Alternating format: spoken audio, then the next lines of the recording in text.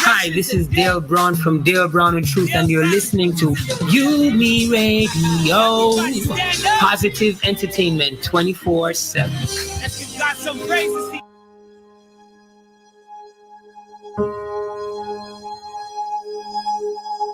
God, you made man in your own image, and Adam knew Eve, and Lord, they connected. They knew each other. They knew each other parts of their body. It's You Me Radio, touching your airwaves like something you've never heard before. You Me Radio. Walking in your favor and your glory, taking back all my territory. The hand of God is on before me. Closed doors are open for me.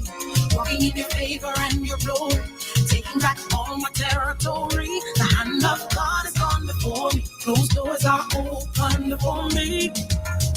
Now is the time. Now is the hour to get up, stand up, and step into what God has for you. I won't let this moment slip through my fingers. I'll take a hold of the promise He has for me. In your favor and your glory, I'm walking. God is on before me. Closed doors are closed, doors are open. In your favor and your glory, I'm walking, taking it back. God is on before me. Closed doors are open for me. Hit music right now on You Me Radio. Yeah. Walking in your favor and your glory, taking back all my territory. The hand of God is on before me. Closed doors are open for me. Walking in your favor and your glory, taking back all my territory. The hand of God is on before me. Closed doors are open for me. Now is the time. Now is the hour to get up, stand up, and step into what God has for you. I won't let this moment slip through my fingers. I'll take a hold of the promise He has for me. In your favor and your glory, I'm walking. God is on before me. Closed doors are closed, doors are open. In your favor and your glory, I'm walking, taking it back. God is on before me. Closed doors are open for me. There's a shift. God has changed the atmosphere, and above my head, I hear music in the air, and I embrace your move, Lord. Your words are true, Lord. The promise you gave to me will never fail. Walking in your favor and your glory, taking back all my territory. I'm walking. Those doors are open for me. Yeah. Walking in your favor and your glory, step by step, day by day. God is on before me. Those doors are open for me. Now is the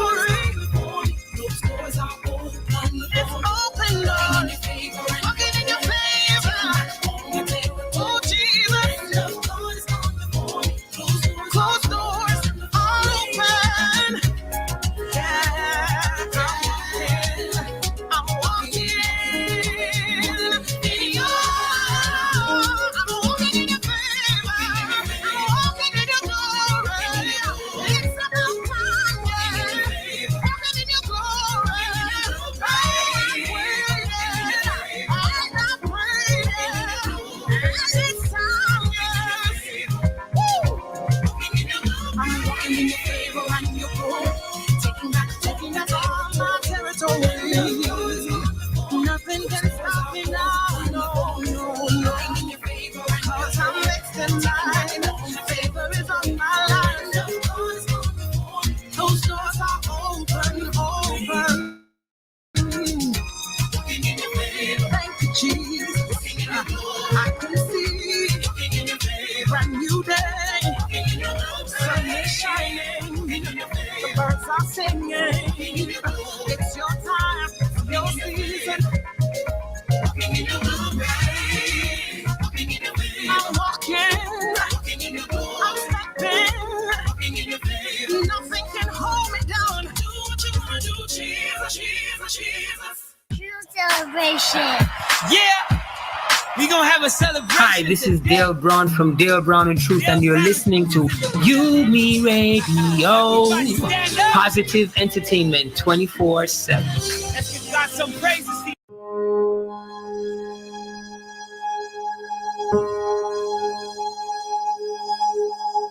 God, you made man in your own image,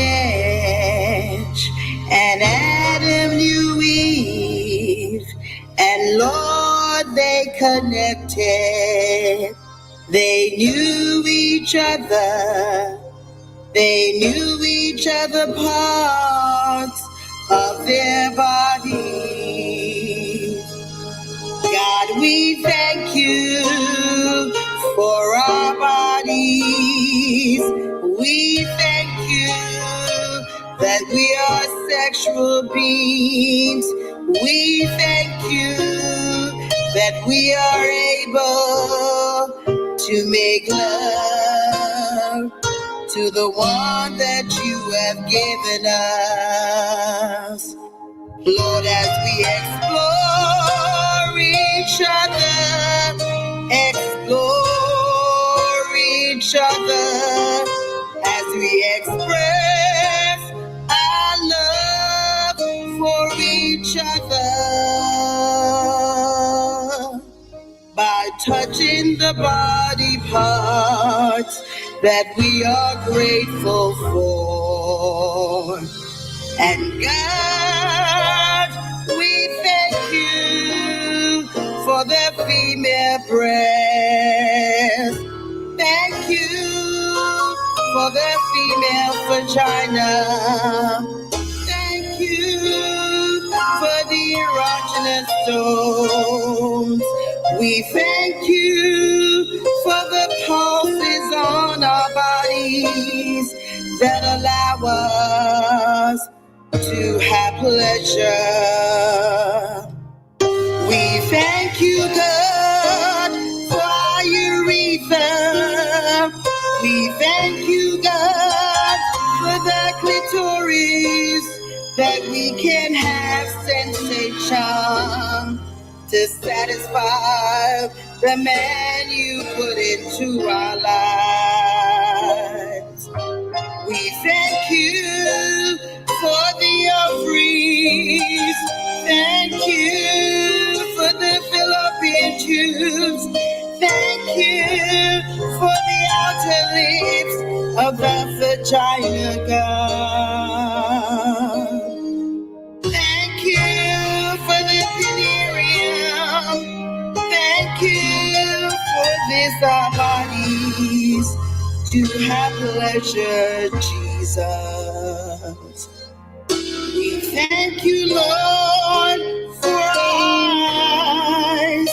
Thank you for our lips. Thank you for our tongue that you gave us, Father. We thank you, Lord.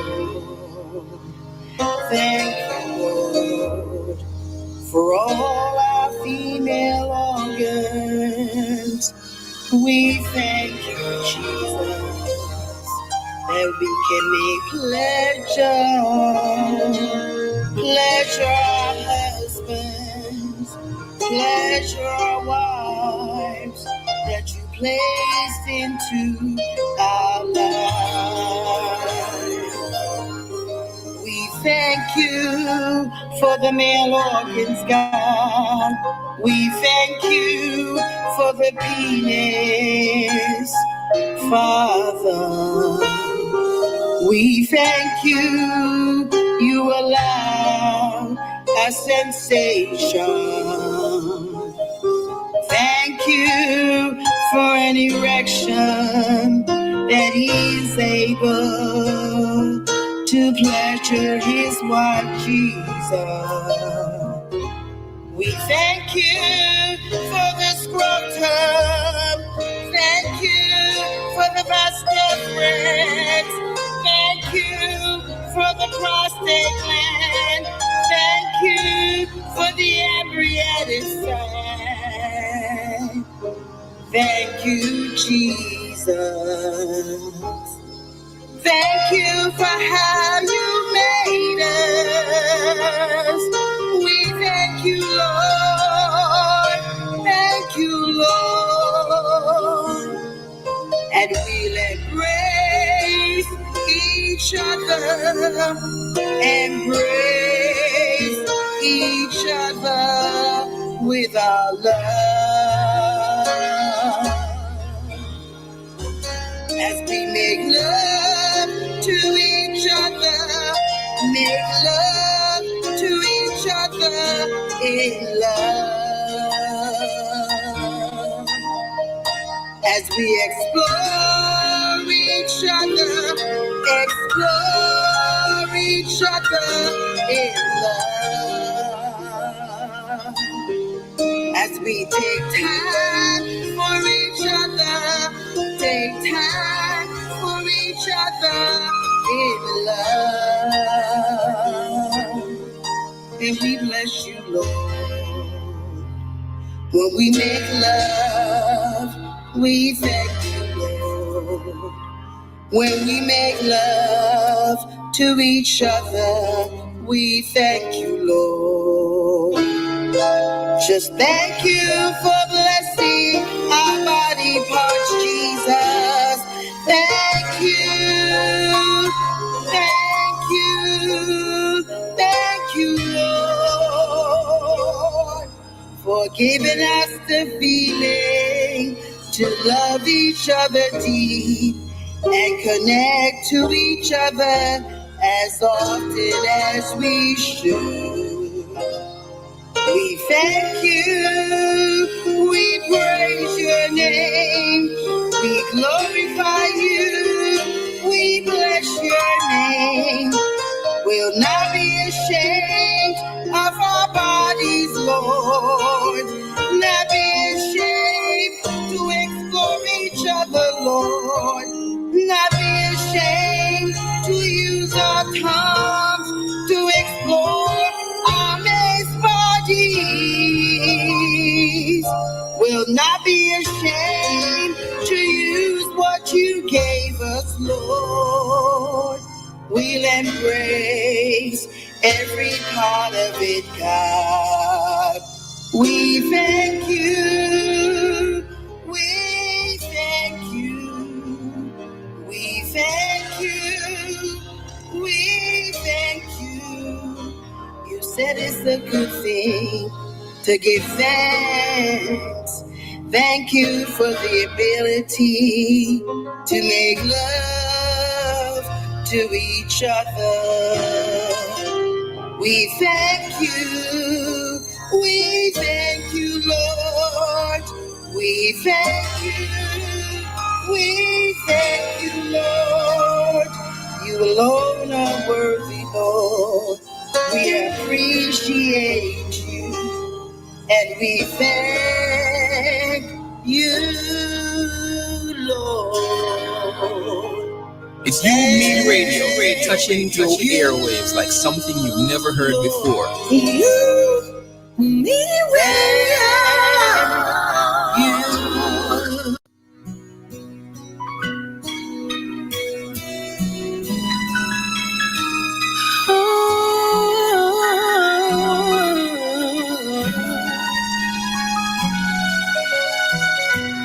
Try to express on paper Ever since I met you, my boo, happiness blues in red from violet blue.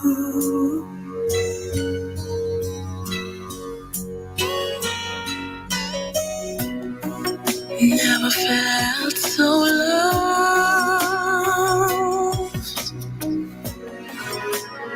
This could only come from above.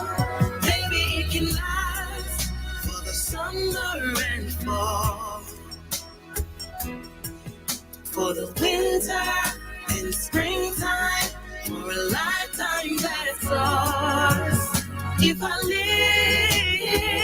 live, baby, let it be to love you. If I die, let it be in your arms.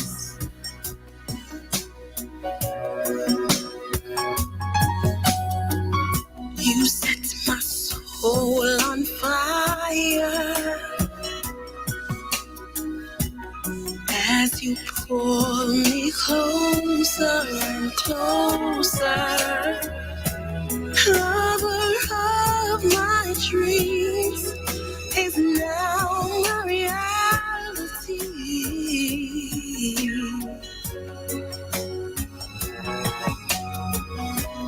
Never felt so loved. This could only come from above. Baby, it can last for the summer and fall, for the winter, springtime, nighttime that's ours. If I live, baby, let it be to love you. If I die, let it be in your arms. When all the surpassed, you saw royalty. When all the saw failure, you saw purpose in me. You felt my heart and touched my soul like none have done before.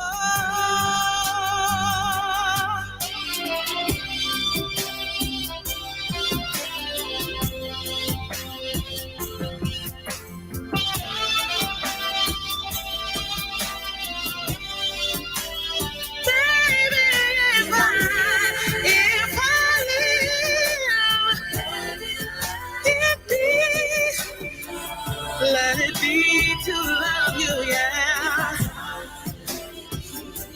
Your arms, yeah.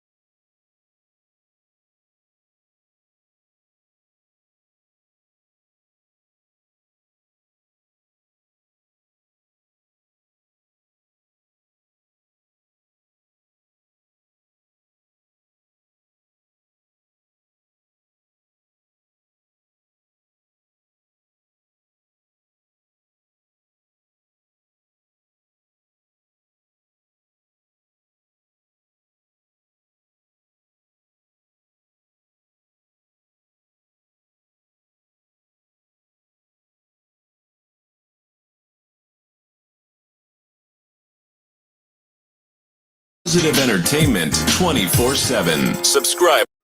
Let's talk Relationships on on You You Me Me Radio. Radio.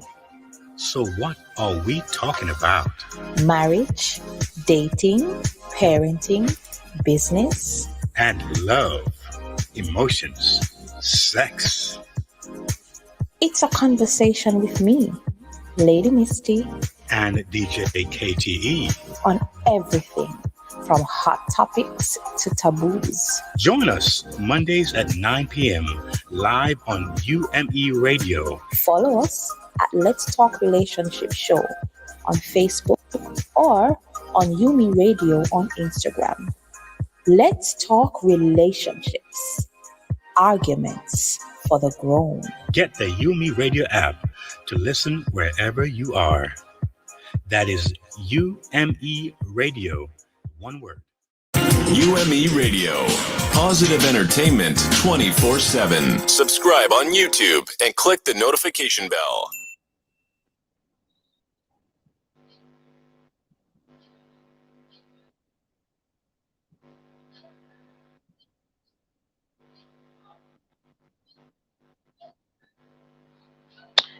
Hey, hey, hey, good night, everyone. Good night, LTR family. You're listening to Yumi Radio, and this is your favorite program on a Monday night. Let's talk relationships. How y'all doing? Did you miss us last week? I know I sure did. This is my safe space on a Monday night. And so I am happy that you are here with me tonight. My co host will join us in just a minute, but in the meantime, I want to say shout out to you, big ups to you. I trust that you had a lovely weekend. Let me apologize from now for my background. If you hear a little bit of noise, my neighbors are feeling a little bit festive, so they're playing some music. So let me apologize if there are any outbursts. I apologize on their behalf. However, I trust that you had a good weekend. For all the mothers out there, happy belated Mother's Day. I trust that you had a wonderful day yesterday and you were treated and you were feted as the queen mother you are. All right. Welcome, welcome, welcome to our show tonight. Of course, as usual, we have a very engaging, conversational, exciting topic tonight. And tonight we're going to be discussing shack or sign. Is marriage overrated? So we are going to be talking about uh, shacking up, as we call it, uh, and marriage versus marriage. Is shacking up better? Is marriage better? Is marriage overrated? All that. Also tonight we have Lady Lauren Carter. You know, we speak to her every week or every other week. She'll be coming to talk to us in our spotlight segment, and of course we have amazing guests tonight just waiting to engage us in this kind of conversation. They're here to bring their experience to the table and share with us their insights and hopefully drop some gems. You know how we do over here. We want to say thank you so much to our sponsors, our partners, our listeners for your continued support. We learned so much from you last year, and this year we want to ensure that we are connecting and we're engaging, and we are here supporting you. So please, if you have any questions, if you have any comments, if you need advice, please feel free to reach out to us. You can email us at ltranswers@gmail.com. That's ltranswers@gmail.com. It is our hope that this program is a support to you to help you have strong, amazing, healthy relationships. Cheers to love and happiness. You are listening to Yumi Radio, and I am your girl, Lady Misty. DJ KTE will be joining us in just a short moment. Today is the 10th of May. Can you imagine? We're in the middle of the week already. In the middle of the month, sorry, is the 10th of May 2021, and it is now 9:07 exactly. And in in our time over here, Bogota time is 8:07. And I want to say again, thank you so much for joining us. We are live right now on YouTube. YouTube fam, woohoo! What's going on over there? I hope you are doing great. Let me jump over there to find out what's happening over there on YouTube. I missed you guys last week, and I hope that you miss me too. And I want to say good night. Please feel free, if you're joining us for the first time, welcome to LTR. And of course, drop a line in the comments and shout out to where you're from, because we want to connect with you. We want to make sure that we are connecting. We are in so many countries, over 60 countries, and we want to know that we are connecting. So give us a shout out and tell us where you are joining us from tonight. Those over there on Facebook, thank you for joining us as well. We are all over the place. We are on YouTube, we are on Facebook, of course, we are on UME Radio, and of course, let me tell you where we are again: Apple Store, Google Play Store, iTunes Podcast, iHeartRadio, Podbean, TuneU, Live 365, Spotify, Stitcher, Player FM, and so many other amazing apps. Please feel free as well to check us out over there on our individual handles at I am Lady Misty or DJ KTE the Entrepreneur, or check out the page at Let's Talk Relationships. Also, you better hop on over there as well at UME Radio. We are over there. We have all those handles over there on Instagram. So please feel free to check us out.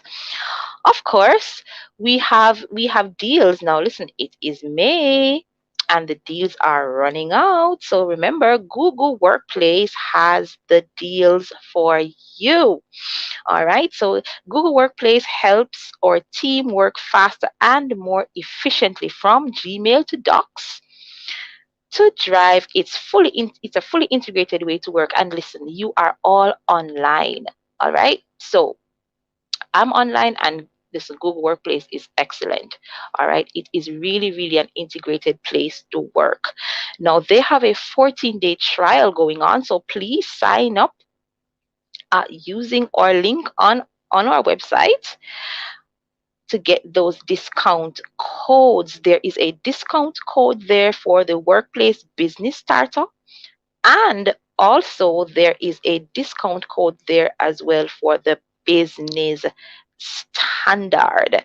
So please, please, please go over there to umeradio.com/deals to check out the special offers that is in store for you. Of course, you get a 10% off the first year on either of the two, whether you're using the Workplace Business Starter Plan or the Google Workplace Business Standard Plan. All right, I said a mouthful, right? Yeah, once again, thank you so much for joining us tonight. Travel Escapades, I see you. Good night, Marsha J. I see you as well. Let me see who else is over there. Coach Raquel. Yes, thank you so much for joining us. All right, for those of you who are in the room over there on YouTube, come on, drop a line. Let me know that you're here keeping my company tonight. All right. So we are going to move right in. We're sliding right into our spotlight segment. And this is where we shed some light. We shed the spotlight on some amazing people of color who are doing some big things in the world. And of course, our spotlight continues to shine on Lauren Carter. She is running in the city of Mount Vernon, and she is running for city council there. She's a city council elect and former deputy city clerk. And she is running, of course, to help move Mount Vernon in the right direction. Lauren believes that a financially stable city is a successful city? Of course, Lauren is a parent, a planner, and a professional who was born and raised in the city of Mount Vernon, New York. She is passionate about moving Mount Vernon forward. It is her purpose to improve the quality of life for all, and she has a plan to get it done. Good night, Lady Lauren. How are you? I am fine, Misty. How are you? Can you hear me? I am great. You're looking lovely. Happy belated Thank Mother's Day. Oh, Yes, thank I you. Thank can. you. Happy Thank you. belated Mother's Day. I hope you enjoyed it. How was it for you? Mother's Day was pretty good. I rested, but I hope you enjoyed your Mother's Day as well.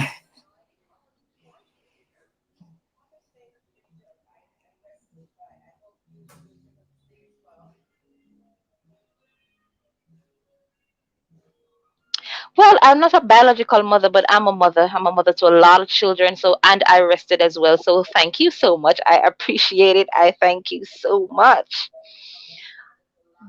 All right, so let's jump into our conversation tonight. So, first, how has the response been from your constituents on the campaign train so far? How has it been? How is it going? Hmm. Well, I have to say that the response has been encouraging. The response has been great so far. I have to say that when people Good. listen to me and hear what I have to say and why I'm running, they're definitely responsive, they're open, and they agree. So I Hmm. have to say the response so far has been really good. All right. Now, as I was reading your introduction, it says that you believe that a financially stable city is a successful city. What do you mean by that? Mhm.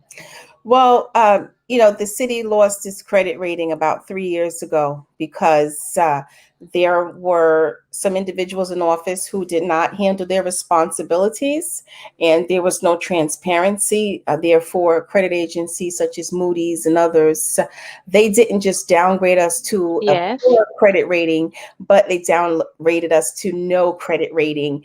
And a city cannot be successful if a city doesn't have a credit rating, and if a city doesn't have Wow. finances, if a city doesn't have a cash flow, or the cash flow is low, a city can't be prosperous. A city can't be Yes. successful because then the city can't do the things it needs to do. For example, we can't bond now to get things that we need. We can't. There are certain investments that the city of Mount Vernon cannot make. So, in order for us to be successful, we have to have a strong financial footing. And that's why I believe that a successful city is a financially stable city. We need to get our finances secured.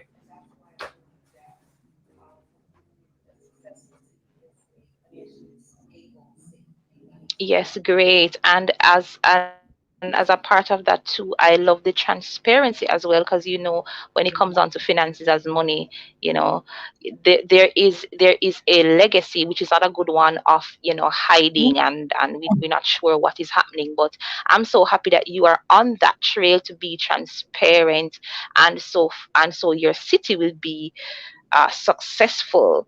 Now, I have two open questions for you that I want to ask you. And the first one is, what is your message for International Day of Families and International Day of Peace? I know that your campaign speaks very well about families, and you are trying to ensure that families stay together and work together. So, what is your message for these 2 days? For the Day of Families, I would say that again, it takes a village to raise a child. That's the African proverb that we're all familiar with. Hillary Clinton, the former I hope first Lady lady. Lauren can hear me. I know there's probably a delay. Yes, can you hear me now? Yeah, there is a delay. I noticed a delay on when you respond to me. I was saying that we know the African proverb that says that it takes a village to raise a child. I mean, it became known when former First Lady Hillary Clinton wrote a book with that title. So family, definitely, I believe, especially in the Black community, is something that is really, really lacking. Unfortunately, there has been a decline in the family unit in the Black family in the Black neighborhood for quite some time, and we see the effects, the All negative right. impact. Lady Lauren, I hope you can hear me. I'm not hearing you very well because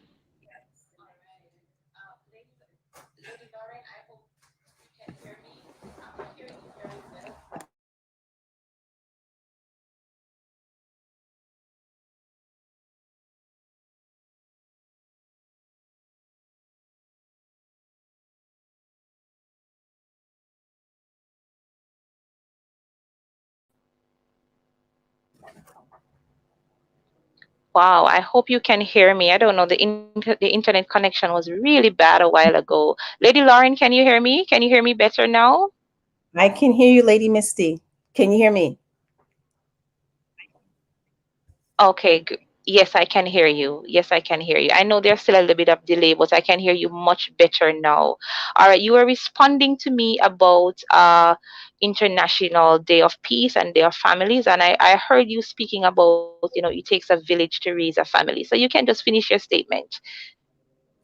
Yes, and there's been a decline in the Black family for the last several decades, wherein the family unit has been broken up for various reasons, and we have seen the impact that that has had on the Black family, the rise in Yes. crime, drug addiction, substance abuse, on and on and on, teenage pregnancy. So there has been a negative impact on the Black community in particular because of the decline of the family unit. So certainly I would say that family is important. Children need both parents. I know that I'm a single parent, and I definitely can speak Yes. experience that children, boys and girls, they need their moms and they need their dads. So even if the parents are not together, if they're not married, or I encourage all parents to try your best to co-parent, because your children need you. They need you to help them to grow emotionally, mentally. They need you, and also so that they can be productive citizens of society, and then also have their own families that they can raise as well.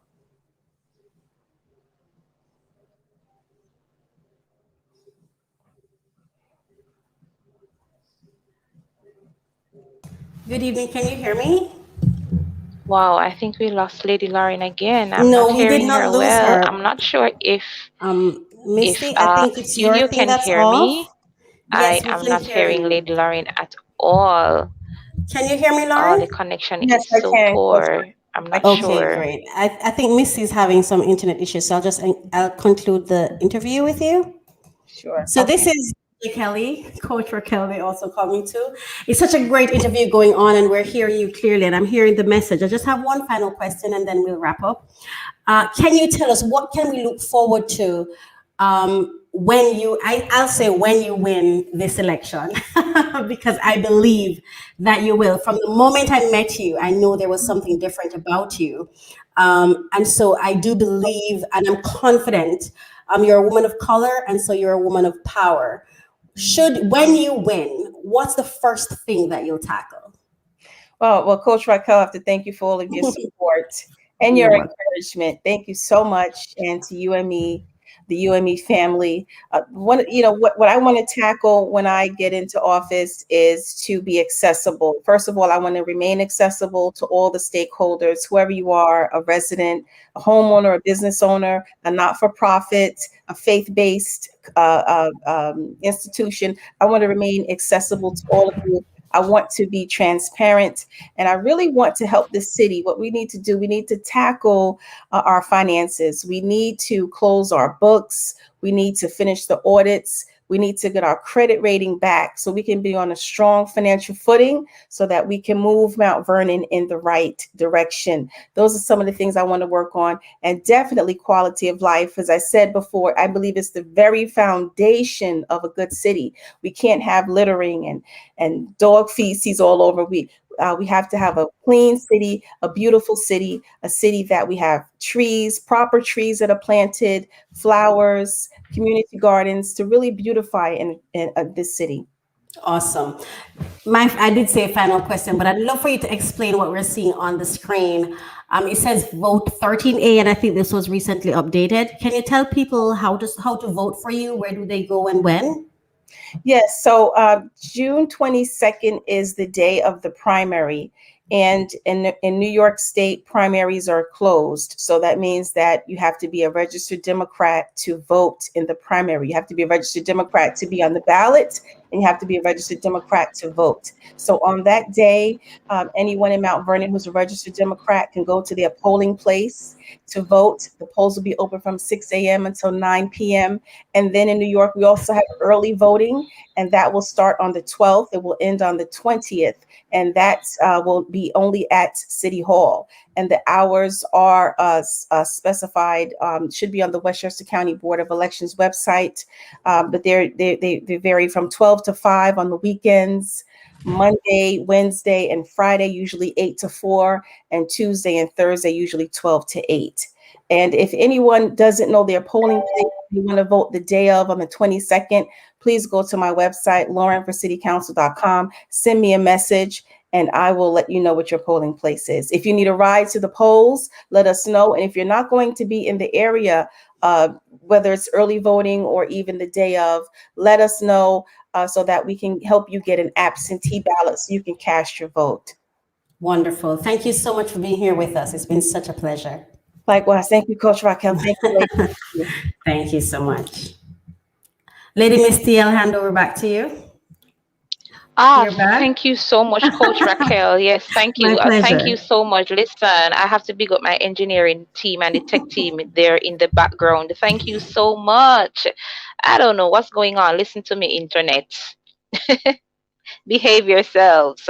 All right. We want to thank Lady Lauren Carter so much for coming to us tonight, another night, and engaging her. Please, guys, please go and vote for her. She's doing an awesome job over there in Mount Vernon. So please go and vote for her.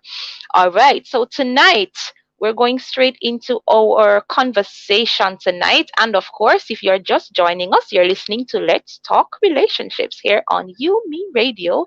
I am Lady Misty, and tonight we are talking on the topic shock or sign. Is marriage overrated? I want to hear what you think. Is marriage overrated? Should I just go find somebody and live with and, just leave it at that? Or do we still want to walk down the aisle and make that commitment? Is commitment overrated? Is that kind of commitment overrated?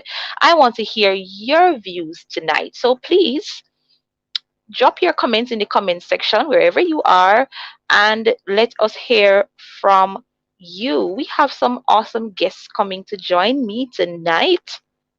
But before they do, I want to share some information with you. Now, interestingly, this is such a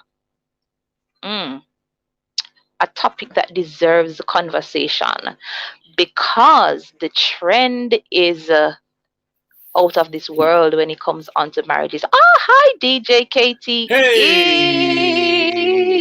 You have to pause everything and hail you up. Good night. How are you? Oh my God, it's been crazy, but thank you. Oh Lord, sorry, All old fans, right, my good. listeners. I'm so sorry. Had a really unexpected thing here, but I'm here, and I'll be with you in a minute. Thank you, Miss Lady Misty. Good to see you. I'm here. happy you're here. It's good to see you as well. Well, me too. I'm glad to be here. It's Thank good you. to see you as Good well. to see you as well. Yes. All right. No, I was just sharing, the information and just talking to them about marriage versus shacking up, and the fact that this is such a conversation that needs to be had. Uh-huh. I asked them to share with me, and I see Delrose. Hi, good night, Delrose. How are you? And Hey, Delrose is saying, no, how are it's you, not. So Delrose? marriage is not overrated. The wedding ceremony is, though. I'm here for that. I believe I'm with you on that one. All right. So tonight, the objective of tonight's show is really advocating for marriage by exploring premarital cohabitation. Now, cohabitation is the nice word for shacking up. All right, when we were growing up, that's what they call it. You shack up. Yes. All right. Now I have some information to share. Now, Outlook, a Jamaican magazine here on the island, spoke with 10 women who are in cohabiting unions. And that was an interesting conversation. Now, how many? from 10, that conversation, you said 10 a it while ago? was 10? found that 8 out of the 10 of them. Okay. Wow. 10, all of 10. So all of these 10 ladies were not married, but they were in cohabitating relationships, right? Oh boy. And let's hear the findings. So 8 of the 10 felt that they were lying to themselves. They were lying to themselves, believing that because they were shacking up with a man who professed love, and that they engage in great sex, that this was a perfect union to cherish for the rest of their lives. So, the sex is good, and he says I love you, and he probably takes me out on a few dates. So, and is going to marry you. Relationship that I can say, and is going to. Yes. All right. Now, it says here that the decision to shack up may be out of desperation or insecurity or even lack of self-worth. Now, it says generally, women view as shameful other women living with a man who is not willing to make the vow of committing his life to her. Women actually bring more to cohabitation than men do. So women bring more to the table than men do. I don't know. What do you think? Wow. More work and effort. Women, and I'm talking about women now, they put in more work and effort to keep the relationship healthy. Now, here's some stats for you. So cohabitation in the United States has increased by more than 1,500% in the last half century. Say that again. That is crazy. In 1960, about 450. Listen, it has increased by 1,500%. Wow. In the past half century. Yes. Now, it says in 1960, about 450,000 unmarried couples lived together. Now, the number is more than 7.5 million. Oh, wow. Look at that kind of move. Oh, my goodness. It is a drastic move. Now, it says here are a few reasons why couples cite for cohabitation. One, hoping it is a step forward to a proposal. So it's hope, right? So I'm here. I love this man, and it seems to be going okay. I hope, fingers crossed, that it will lead to something. Two, want to see if they are compatible as roommates. So, there are couples that say, let's try living together to see how it will work out. And then we think about marriage. But that's a trap. That is a trap. Okay. All right. And another thing is to save on money or on rent. So those are some Oh, pretty economics, huh? Okay, interesting economics. facts. Okay, okay, economics. We have that too. Economics, yes, Mm. yes. So I see travel escapades there on YouTube, and his comment is, if I can get the milk, cookie, and all the loving without paying for a wedding, I'm in. That is uh, interesting. Wow. oh Wow. boy. But why shack up? Why shack up? Why not marriage? Why marriage? Why not shack up? So that is Uh-huh. what we'll be talking about tonight. DJ KTE, before I go into Uh, introducing our guest, what do you think about it? Shack up you know what? or Oh sign? man, you know the thing is that both of these aspects, sex is involved, right? And we know what sex is all about. So I mean, as I hear you read those numbers, right? The thing that comes to mind is that time have really changed. We're living in a very, very different time now. Now, if you think about the life's pressures, economically, you think about even a good wedding is very, very can be very costly, and sometimes a lot of pressure on the families. Sometimes, maybe guy want to impress girl, he's not ready, he can't impress girl as yet. Sometimes girl want to impress the guy, can't impress the guy yet. It's a lot of pressure. And then sometimes guys seen dad and uncle's brother done married and had this big bash wedding, and that didn't work out, and around them is not working out. And sometimes it might be the church guy. He said the church, they're getting divorced too.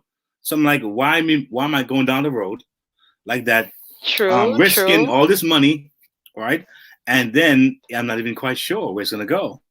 So if I can get, like I think one of the listeners says, man, if I can get the milk and the honey, because sad to say, a lot of people, and especially the black community, seem to get married mainly for the hanky panky, sexy, fun stuff.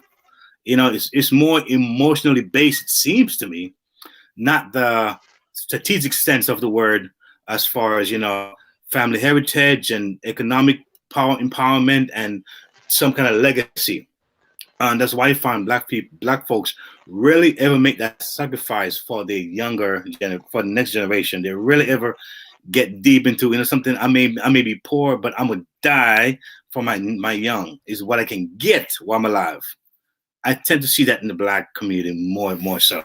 If I was to kind of focus on the group, but I think if we look at it on a broader perspective, I think that there are some perks in actually shacking up.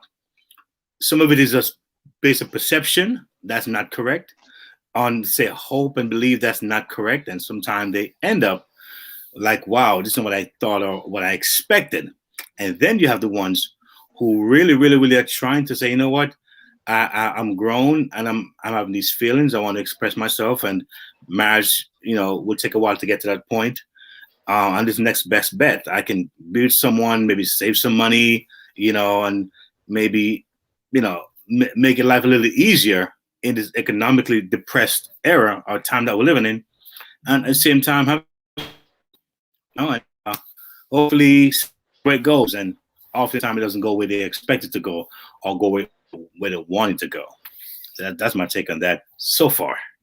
I got more to say, but hold on later on in the show. For now. But it begs the question though, it begs the question though, as I go into introducing tonight's guests. Are we, and I mean people of color, are we afraid of commitment? Wow, Are we good question. afraid of commitment? All right. No? Or would you say, would you say, are too many of us afraid of it? Too many of us. Well, let's talk about it. So tonight, joining us tonight to engage in this conversation, we have a returning guest, Reverend Philbert Wynn. He is the senior pastor of United Lifeline Deliverance Church of God, Brownstone, St. Anne, Jamaica.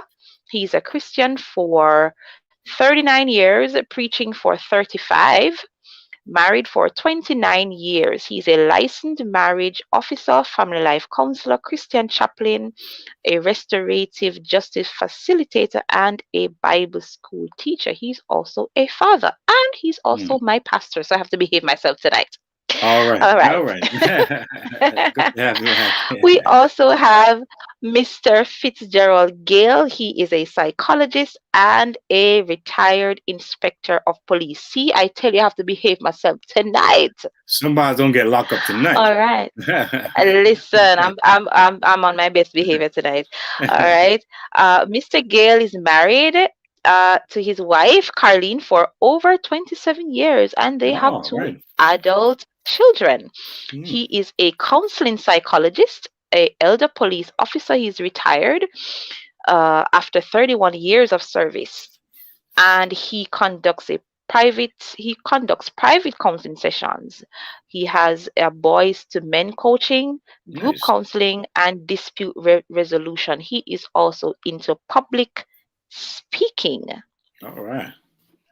Okay. And we have also Apostle Dr. Faith Walters, and she is the founder and CEO of Women and Men of Excellent Outreach Ministries New York, which was a revelation conceived by the Lord to Apostle Walters several years ago.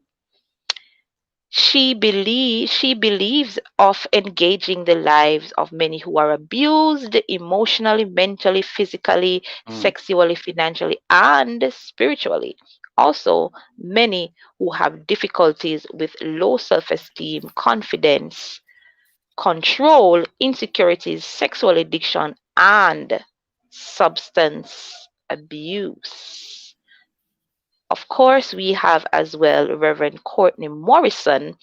He is the chairman of Men of God Against Violence and Abuse, CEO of Left Wrong Do Right Initiative, father, husband for the past 29 years, and he is the pastor of Fellowship Tabernacle, Portmore, Jamaica.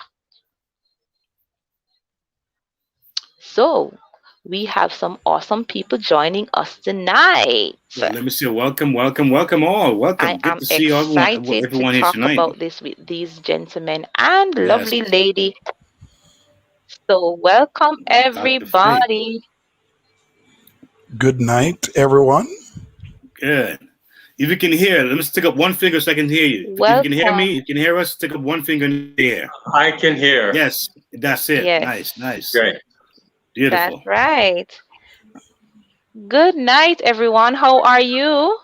I'm fantastic. Nice. I am blessed. Great.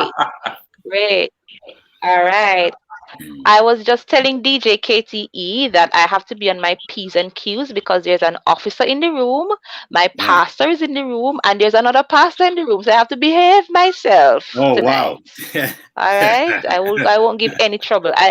I leave all the trouble giving to DJ KTE tonight. I'm going to behave myself.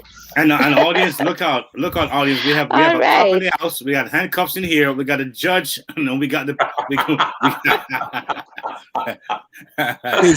Is Courtney Morrison the judge? No, well, actually, it could be. It could be 2 in 1. Because he kind of how to make it happen both ways. But we got a judge, we got a cop, and we got the prison. All right, so audience, maybe ourselves. All right. We are going to be behaving ourselves. It's a pleasure to have you on tonight, gentlemen. And I know Lady is coming on. Lady Apostle Faith is coming on in just a moment. Tonight we're discussing to shack or to sign. That is the question. Cohabitation versus marriage. Which one is better? Of course, we are advocating for marriage because there's proof of marriage right here in the mix. All right, I see 29 years and 27 years, and I'm the baby in the room. All right, I'm just gone 6 years. I'm the baby in the room, so I look up to all of you. I'm holding my peace. I'm holding my peace. And DJ Casey is holding his peace over there. All right. Yes. So I want to hear from you, gentlemen. What is your take? I read some My interesting sound is gone. I statistics. don't know if you're hearing me. I'm not hearing. I'm I'm he- I'm We hearing can you, hear you. Rev. I'm hearing you, Reverend Morrison. I'm not sure if you're hearing us. But I'm hearing you loud and clear from my end. Check your But we're hearing you loud and clear. All right. I read some statistics. Yeah, check your audio. Let me hurry back to my statistics to be the basis of the conversation tonight. Can you So hear it us, says Doctor? in 1960, that was some time ago, there was what now? He can? Is he Can you still hear us, not hearing Pastor us? Morrison? All Are you right. back? Are you back? No? I heard you. I'm hearing you now, but I wasn't hearing you before for the past couple of minutes. Okay, we're hearing you as well, so that's good. I think we're back on track now. Oh, okay. All right. Yes, beautiful. So happy you can hear us now. All right. All right. I was going back to my statistics. So it says uh, cohabitation, or as we call it, shacking up, has increased by more than 1,500% over the past half century. Now, it says in 1960, about 450,000 unmarried couples lived together. And of course, that has now increased to 7.5 million. So it has really skyrocketed over the years. Now I want to hear from you, gentlemen. What are some of the things that could contribute to persons shying away from marriages? I know that I know Reverend Wynne is a licensed marriage officer, and I know that Reverend Morrison works in that capacity as well. So, what are some of the reasons why persons are shying away from marriages, especially now?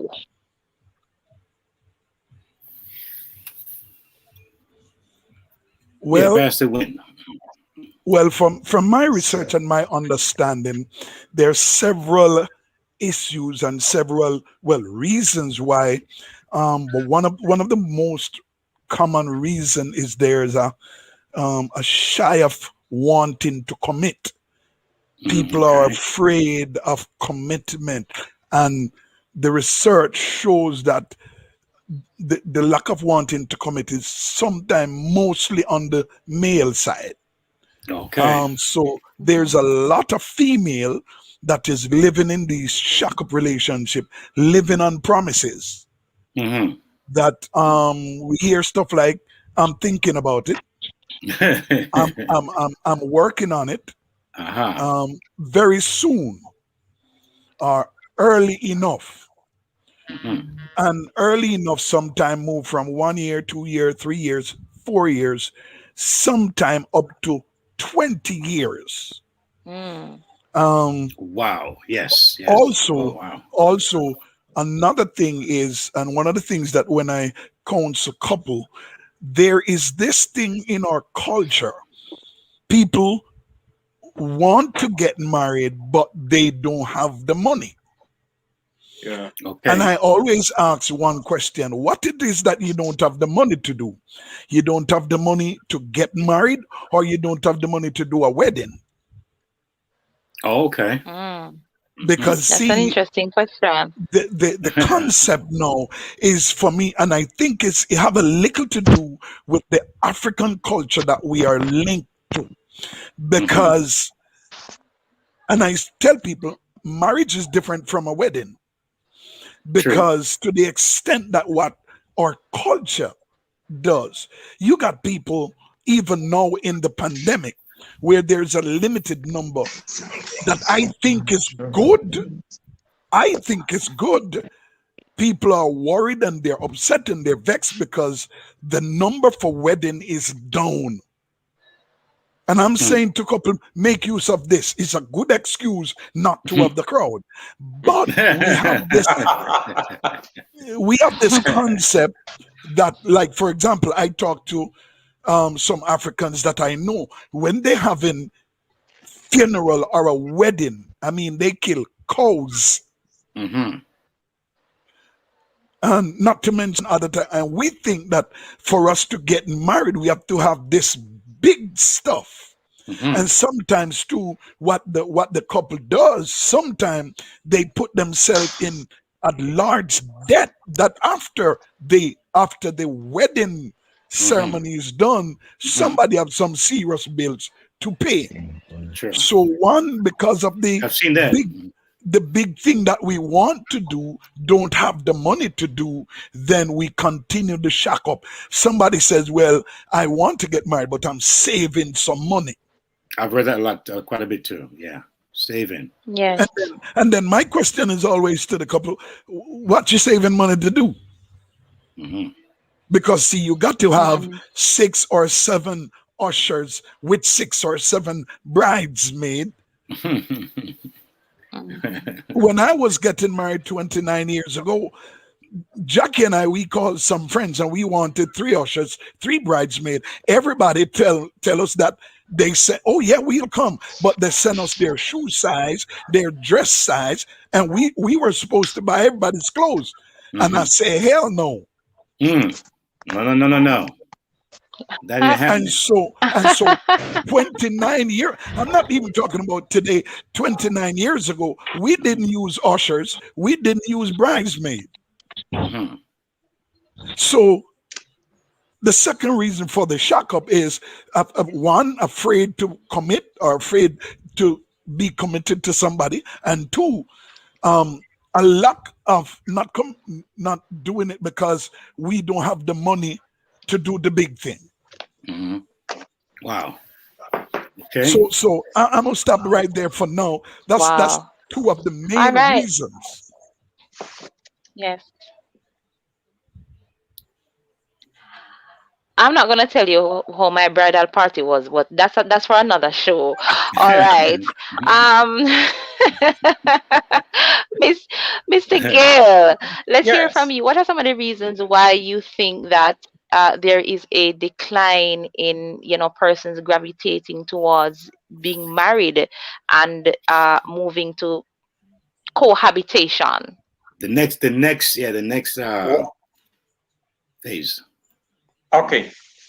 What I find personally is that persons are not individuated.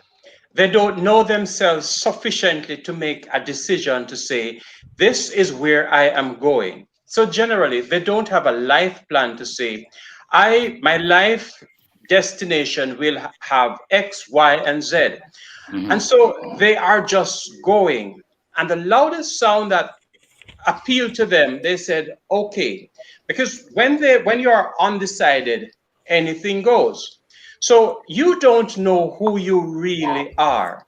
And so somebody can just identify something in you and you just go along with that uncertainty.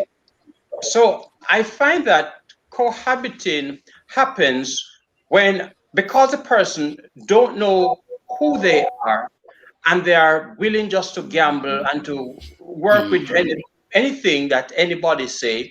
So they are just manipulated at some cases. And I find the second reason, in addition to what I just said, it is where dysfunctionality meets dysfunctionality.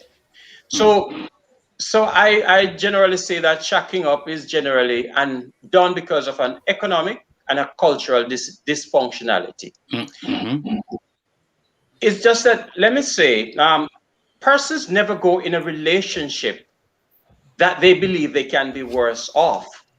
And the person who is better off never take the person who can supersede them in the status that they want. Suppose it is financial. They may say, well, I can get this person and I can use them to accomplish my ends, my means. So that's for the economic So persons are generally focusing on the economics. And two, the cultural dysfunctionality. You may find that my mother or the person's mother and the mother and father and their all their generations coming down have not been married. And so they say, well, as some come see, this is how I have come to see it.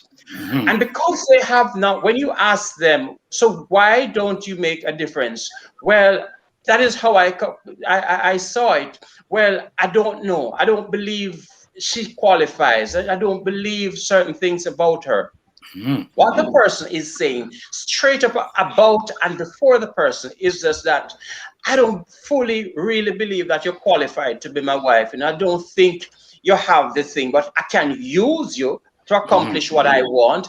You can come along with my journey. I can kick you off at any point. So you're qualified for here. You're good for this, but not for that. You are a victim. I'm the victor. I'm the it, and you are the not.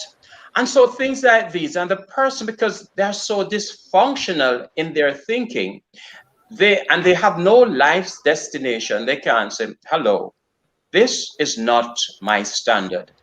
Versus marriage will say, this is my standard, this is my principle, and principle cannot be negotiated. Standards have to be honored.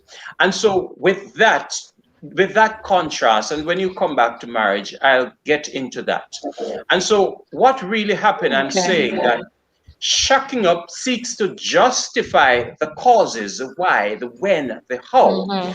And so you don't have to ask. When people are shacked up, they live their standards, and that is where they are, and they seek to justify it with a bag of loud noises and excuses and explanation.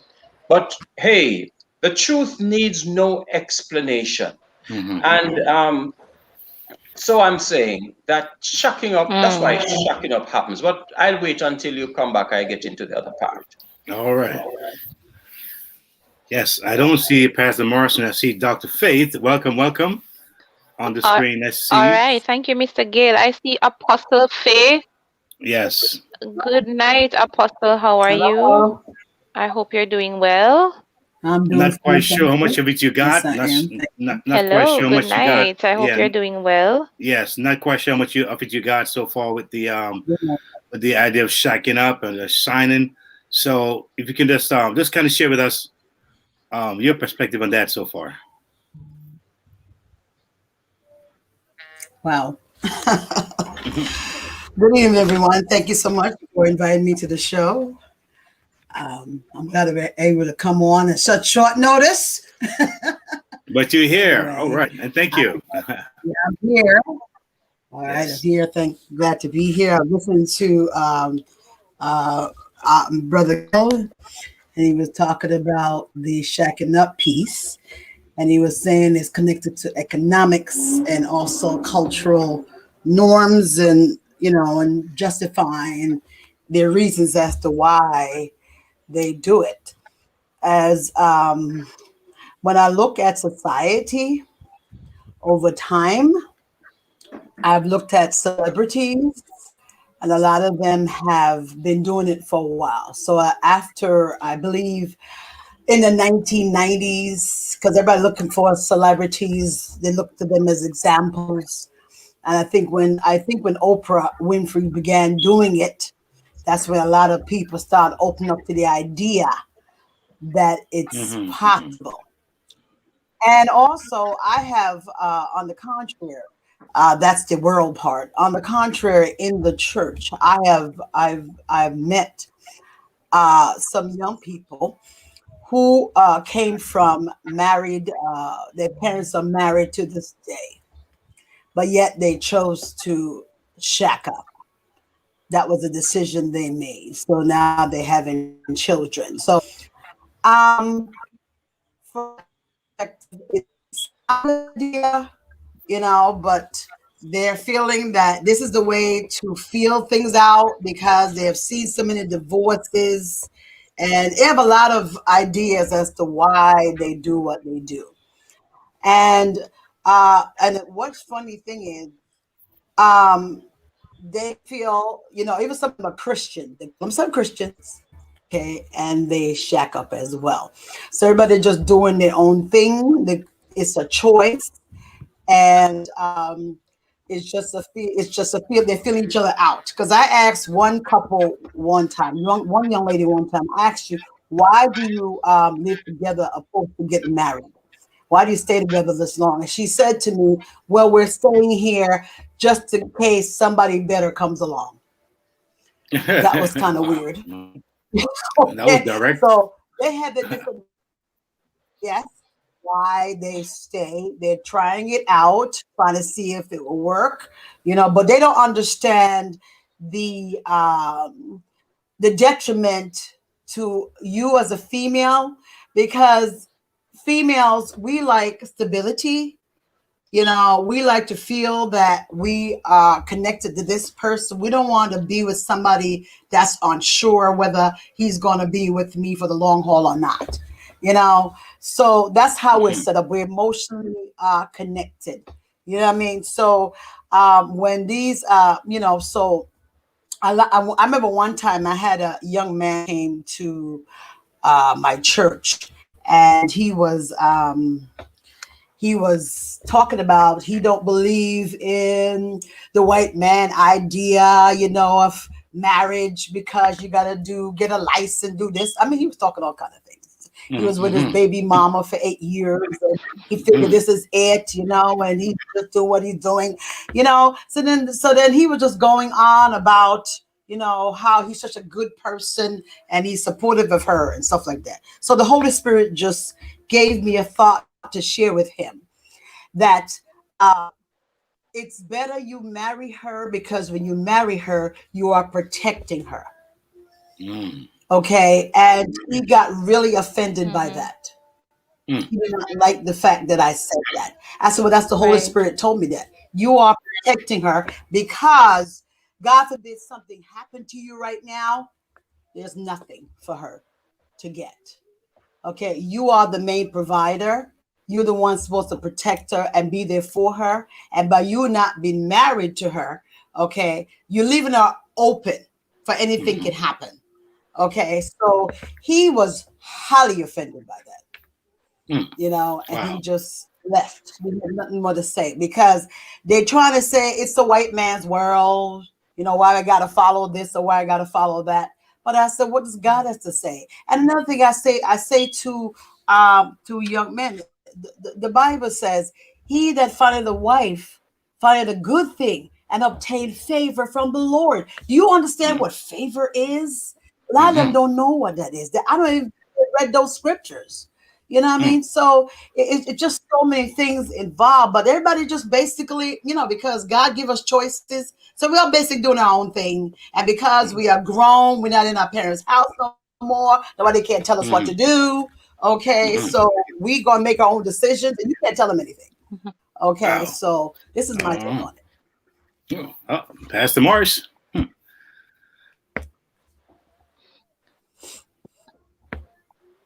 I'm hoping you can all hear me. I seem to be having internet instability. Reverend Morrison, can you hear us? Yes, I can hear him. He's still trying to get connected. I'm hearing you now, but I'm not sure if you are hearing You can hear him? Yes, I can hear him. Let me see if I can state some things, and I can hear you. If everyone else can hear me. You can hear him, Lady Misty? Can you hear him? Can you hear him from you and Lady Misty? Can you hear him now? I'll make sure we all can hear him. I'm hearing DJ KTE. No, I can't. No, I can't hear him. All right, so let me. The producer says I'm to continue. Okay, go I ahead. want to state a number of Reverend things. Morrison. One, before I talk about the shacking up, because with the internet instability, I may have to leave shortly, and it may chip me out. That marriage is not overrated. It's understated. Understated in many ways as to its complexities, as to the ramifications of what marriage truly is. And what we tend to see being highlighted are many of the marriages that are crashing And we are not hearing enough of those good, stable, wonderful marriages. Bad news That's seems true. to sell. Good news seems to be kept in the background. Let me say that firstly. That's right. And so I know of a lot of very good marriages. We don't hear much about them. And, the bad ones are highlighted. Shakespeare says it well, the good that men do are often turned in their bones, but the bad live on forever. And so that's something I'm very mindful of. Another thing that I'd like to state, apart from that marriage is not overrated, it's understated, is that marriage is to be bliss, yet it can cause blisters. Marriage is to be bliss, yet it can cause blisters. When two individuals of two different socioeconomic backgrounds, carrying their own baggages and their own demons, into a setting where they are to be one, there can be trouble. The idea of shacking up or trying to see if we will be married by living together tends to bring with it, though, a connotation of one that says there is still no real commitment to each other. This is just a trial run. And with that sort of perception, one may believe that shacking up works well, but we already know the biblical principle. I have a couple who, since the COVID has been, worldwide and become a pandemic, that they have been residing together, yet going through premarital counseling, and have found out and have said to me that they have found out that they know so much more about each other, and that this thing seems to be working better and helping us to get to the point of marriage. I am one of those who love to say, marriage brings you into a field of exploration. If I know everything about you before I get married, then when I get married, then it can become a drag. Exploration, finding out, having new adventures together is very important in a successful, vibrant, energetic marriage. I believe that with all my heart. I really do. And so shacking up will take away many of the gifts that you are supposed to inherit in the process of marriage, as opposed to getting them before you're being rewarded before you actually enter into the covenant of marriage. You're getting the benefits of what exists in a marriage without having the commitment and making that solid commitment to do marriage. Thirdly, I want to state, apart from that, marriage is not overrated, it's understated, it's complexities that can happen. Apart from stating also that marriage is to be bliss, yet it can cause blisters. The third thing that I would really love to talk about, apart from the fact that the persons who are shacking up doesn't see the commitment, is that if we can stop and really consider the vows that we make when we're talking about a marriage, and that marriage is a noble institution that God ordained. The institution itself is absolutely fantabulous. The persons coming into the institution and walking in it can mar the image or even allow the image to look good. But the institution of marriage of itself is God institution. It's the God institution, therefore it is altogether great, good, excellent. It is therefore incumbent on the individuals who have decided to become married to uphold that good name and that good institution. It's like almost any other institution. In the church you have good and you have bad. In the police force you have corrupted and you have those in almost every field. But the institution of itself is noble and God-given. Understated, because we don't do enough premarital counseling. And as a matter of fact, I dare say post-marital counseling. That's important too. Understated because Yes, persons tend to that's forget important. that Yes. when it says Yes. That when it says for better or worse, for richer or poorer, in sickness or in health, that it's not a multiple choice, that you tick one or the other. So when things get worse, we tend to get up and go. It is now an easy option to get up and go because others of note who we believe would have stuck to it and say, hey, marriage is a problem solving institution. That when I see a difficult situation, it is not for me to get up and run, but that I must see how best I can help in the partnership through God to get the marriage working. It's important. And that may take time. I was pointing out to someone today that many of us, even in looking in scriptures, we don't tend to see timelines. David is a man after God's own heart, and many persons think that after seeing how he repented, writing Psalm 51, that David's life was altogether good after that. Absolutely not true. When David was dying, when David was in his deathbed in First King, for them to find out if David was truly dead, they put a woman in David's bed. And when David did not go at her, they say, surely he is dead. In other words, even those around David were aware of his lifestyle to the point that they would do that. And the woman they put in the bed was not his wife. The institution of marriage. And I'm making a point that God still called him a man after his own heart. And so we have to understand that once then we are entering to marriage, once we have released ourselves from the perception that shacking up or living together will give me a better idea of what to expect, which is not necessarily true. Most persons who shack up will eventually continue shacking up. More than 80% will never enter marriage because they are avoiding the commitment, yet getting the benefit. I remember there was a time we heard about friends with benefits, all the benefits of marriage, without any commitment to each other, whether emotionally they would say, or, it doesn't add up, it doesn't work. And so marriage is understated, not overrated. Marriage is bliss, yet it can cause blisters. And marriage is a God-given institution that must never, ever be marred by those of the covenant of marriage. Yet it does happen, and therefore we need to seek solution. Wow, folks! If you listen to tonight, you're listening to LTR. That's Let's Talk Relationships, and tonight we're talking about shack or shine. We have some amazing folks tonight sharing so far, and there's so much more that we can talk about. But I do have some thoughts as I hear different individuals expound on the idea of the pros and cons of this shacking opposed to signing.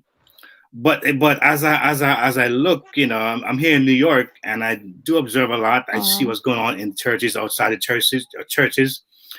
It would appear as if there's a mental shift in terms of what it is to be committed, or in a stable union. I think people have their own idea. We're in an age where people have their own idea. It's a me, I age, where I think folks are living just for the moment. It seems it's a momentary life now. It's not they don't see marriage like 10, 20 years. It sounds strange. When you hear folks say, I was married for 30 years and 40 years, it's like, really? Personally, I tell you, I've seen more sad marriages than happy marriages. And I've also seen more marriages that's hanging on, just forbearing, and so it seems as if, let me just take it day by day and just see what happens. How about that? How do you speak to that, Pastor Wayne?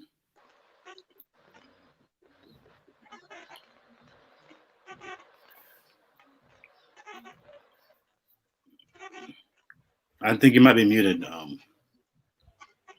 One of the things that I looked on as people continue, as they said, shacking up, and they're looking waiting to see, and most of the time, whatever they're looking forward to see, they just end up never seeing it. And I'm thinking, sitting down here thinking, and I'm looking on the negatives of shacking up, and then the question is there any positive to it? Is there any positive to shacking up? Because I've seen a lot. Economically, how about that, Pastor? They save money. They're able to, there no, could be a child involved. That's exactly where I'm going. When in my introduction, they said I'm a restorative justice facilitator. I work with the Ministry of Justice, and what we do, because of the backlog of some cases, we have it's a sort of a thing where they send certain simpler cases to us.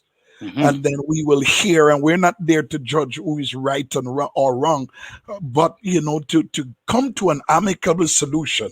Most of the cases sometimes that we have is a situation where people living together for years and separation show up.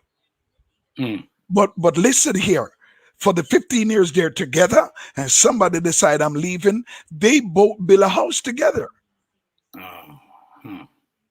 They have a car. One of the cases I deal with, they bought a car together.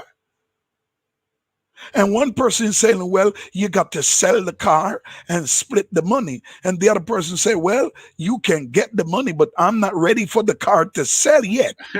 Wow. And sometimes when you look at these folk that stay together for many years and they're working and they're saving and they're building. I have a situation to deal with where we have to send it back to the court and it's sort of a mediation situation, but we could not get a settlement because it ended up physically where these two persons, they lease a piece of property and they were farming together, planting vegetables. Oh, wow. Oh, man. They went in deep, Pastor.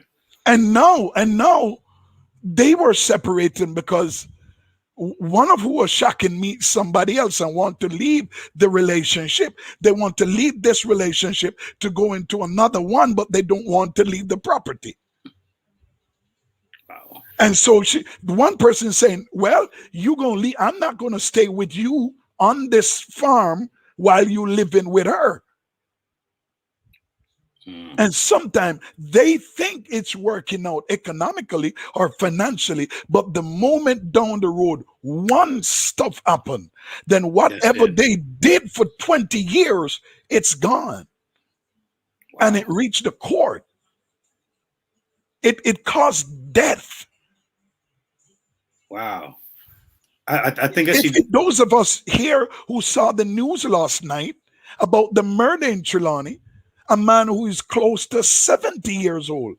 70 years old. He killed his 29-year-old lover. Oh, wow.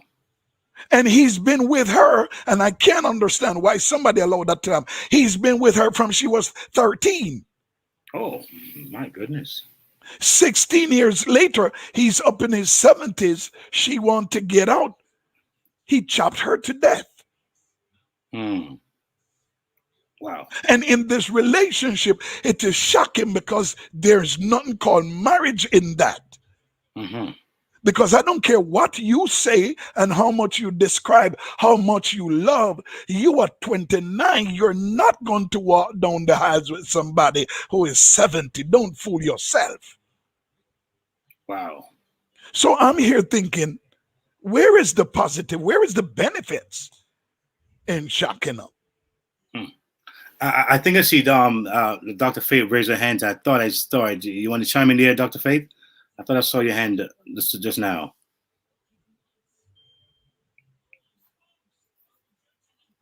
Yeah, Dr. Faith? I thought he is right about a lot of the things. Can you hear me? He's right about that. There's nothing in it, but they all think so. But a lot of them, because I said that, they don't see any examples.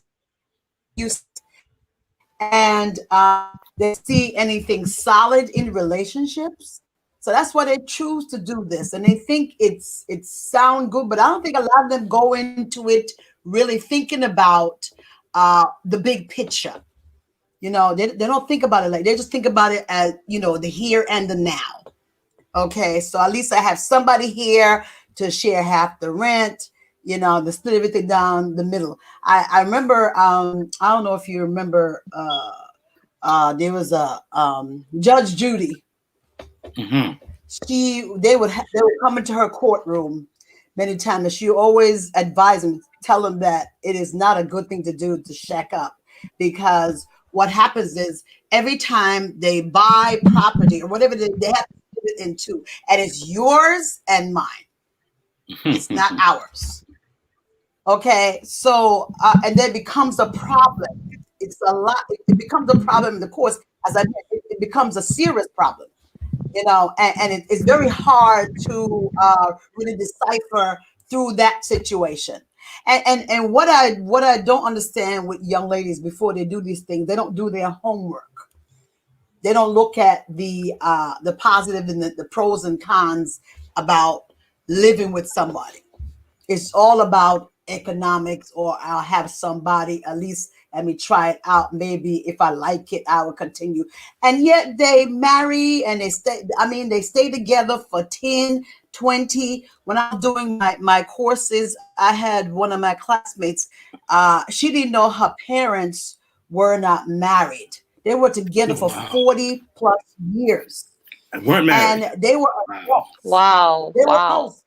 And she was so shocked when they found out that their parents were not married all these years.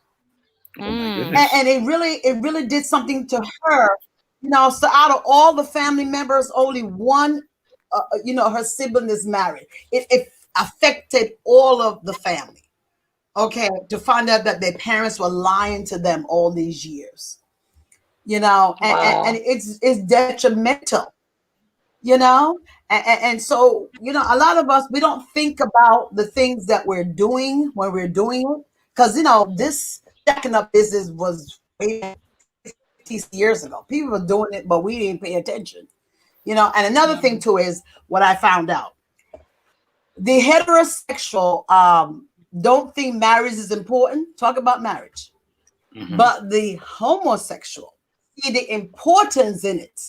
That's why they were fighting to make sure it become legal for them.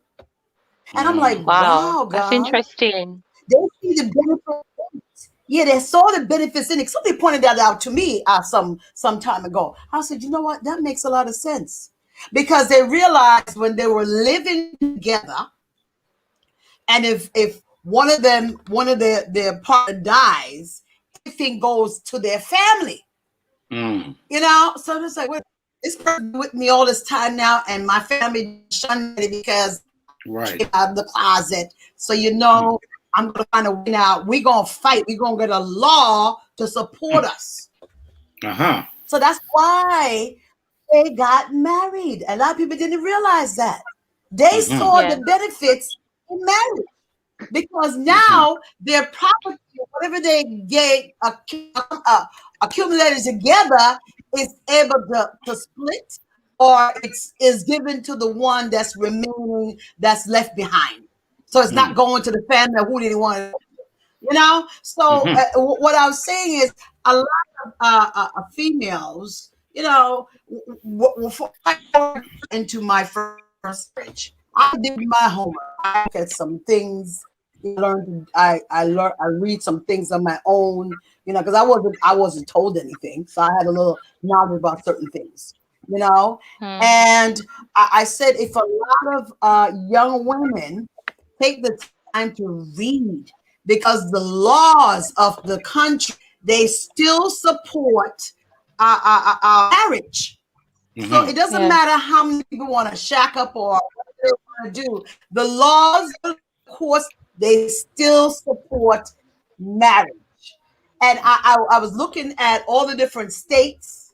Majority of all the 50 states in the states still hold marriage. And if you further into it and research it, if you're married to someone 10 years or more, if that person should pass on for some reason, okay, back a little bit. If you're divorced from that person, that happens, the marriage don't work, divorce the person, you're married a year, okay, you can get half of that person's Social Security, even if that person remarried. Wow. Okay, people don't know that. Another thing too is, but Dr. Faith, there is something. Yeah. There is something that is in the law, and probably Mr. Gale can help me because he has been working in law enforcement for a while. I know there is a law in Jamaica. I'm not sure if it still exists. That relates to common law. That would be shacking up. So when you're living together with a partner for a number of years, Is it 3 years or more? Is you it 3 are years? entitled. It's 3 years or more. You're entitled to half of or a portion of what they have. Yes, So it's there are 5 some. years now. Oh, it's 5 years. Oh, it's 5 years. It's 5 years now. Yes. They're entitled to about 50%. 50%. Wow. For Jamaica, up to 50%, and the fight is generally terrible. So the law is has just been amended a few years ago to accommodate that.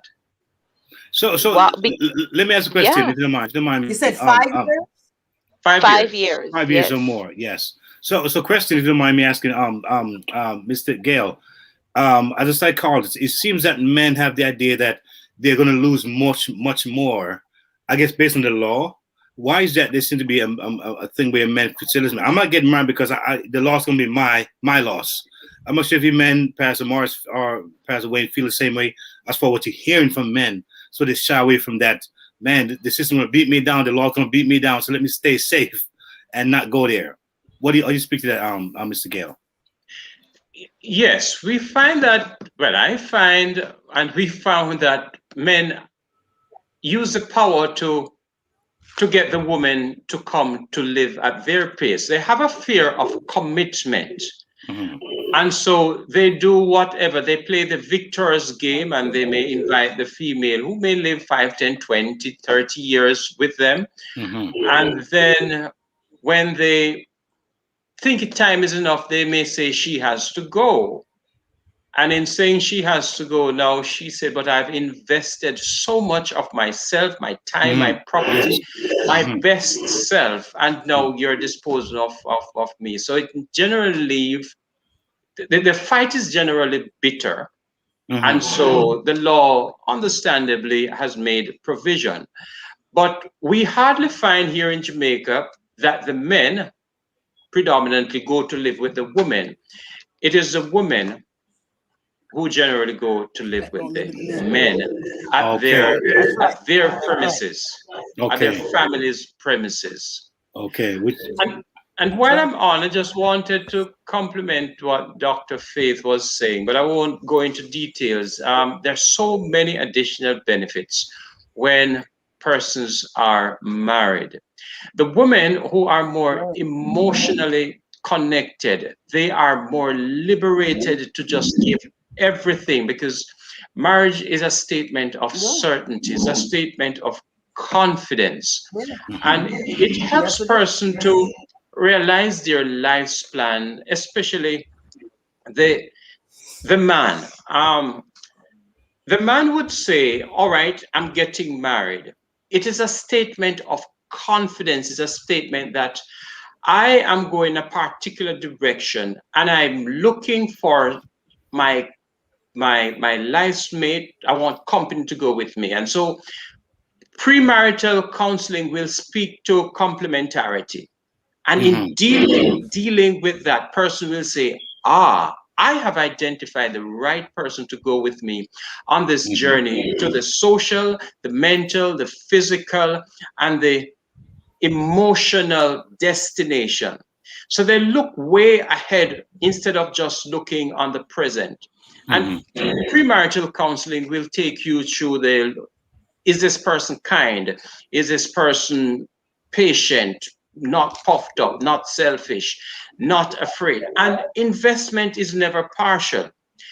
if you're investing in a company, it's not okay. I'm gonna invest $1 million. I'm gonna half invest or whatever.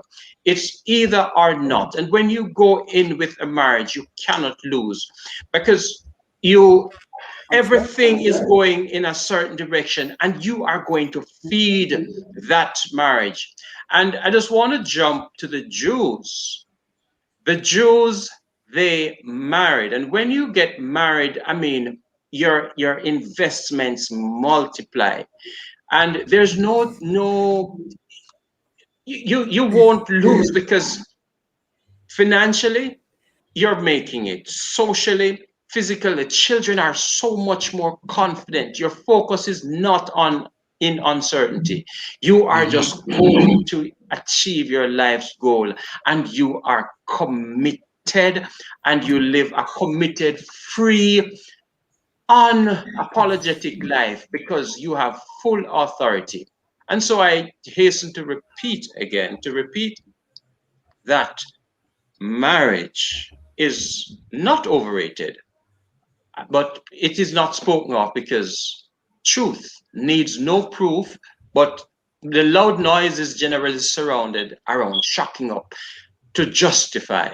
So, Wow. Yes. Back over to you. And the question, Lady Misty, coming in. Any questions for guests that's coming in? Can I make a quick point here? Go ahead. Yes. Go ahead, Reverend. Go ahead, Reverend. You know, marriages have their ups and downs, and yes, the figures might be up there about divorce, but you know what? When you talk to people shacking up, and they will say things like, "Well, I don't see anything working in marriages." Let me tell you, people see what they want. True.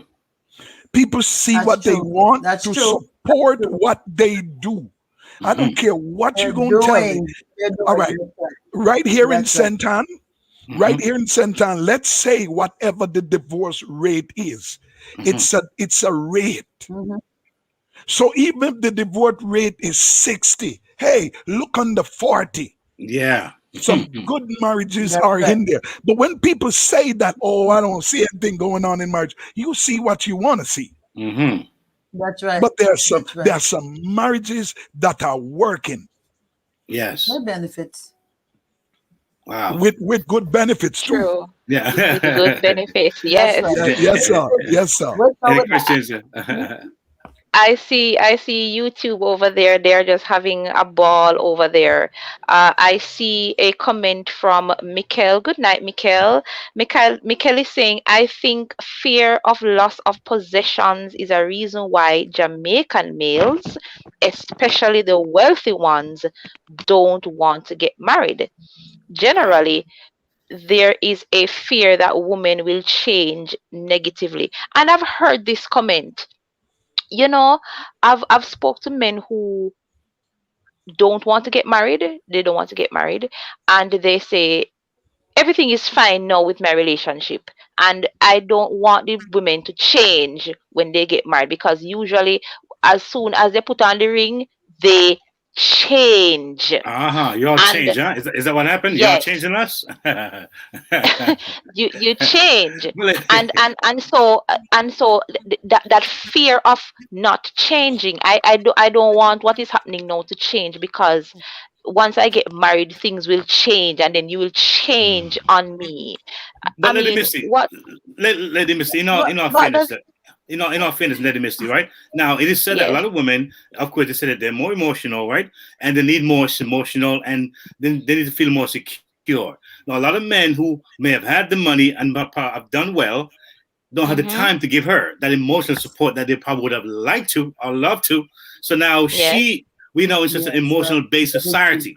That when he brings on the bacon, the bread, he said, I want more, honey. I want more. I want your time, your love, your attention. And so therefore, she said, if you got money, if I go, I still got money anyway because I get half of what you have. So what do I really need you for? Because I may get the money, which is nice, but with emotional support and the time I need you to be around because the culture is pushing that. Time to spend together, time. So Pastor Morris, please help me with that thought there. Just kind of give me some light on that thought there. I'm hearing that, in my community here, quite a bit. And I'm hearing the fear of men too. I'm hearing the fear that men have as well. That I don't want you to change, and I'm afraid that if I marry you, or once you get the ring, there's going to be something else. It's going to be a different atmosphere. And my question is always, why would I change? I'm living with you for 15 years. What is going to change? But they're saying there's something that always happens. There's always a change that might happen, because once they get the ring, there is something else that comes up. And so I don't want to be in that kind of space. I like it right now.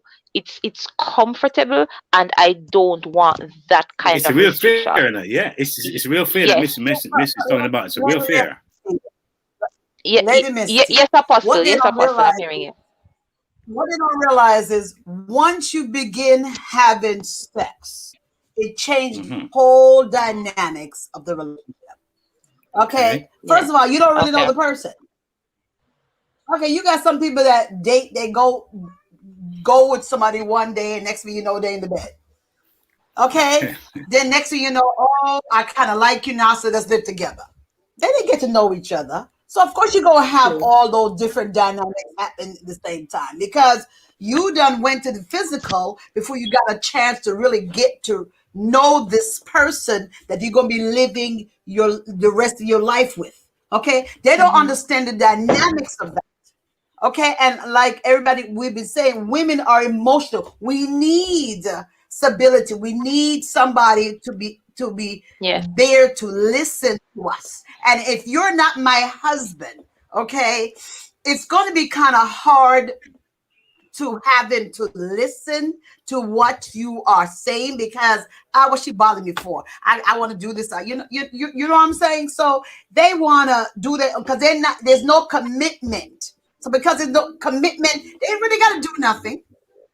You know? So if the commitment was there, then it'd be a little bit more, and it'd be more responsible, it'd be more inclined to listen and to cater to her needs.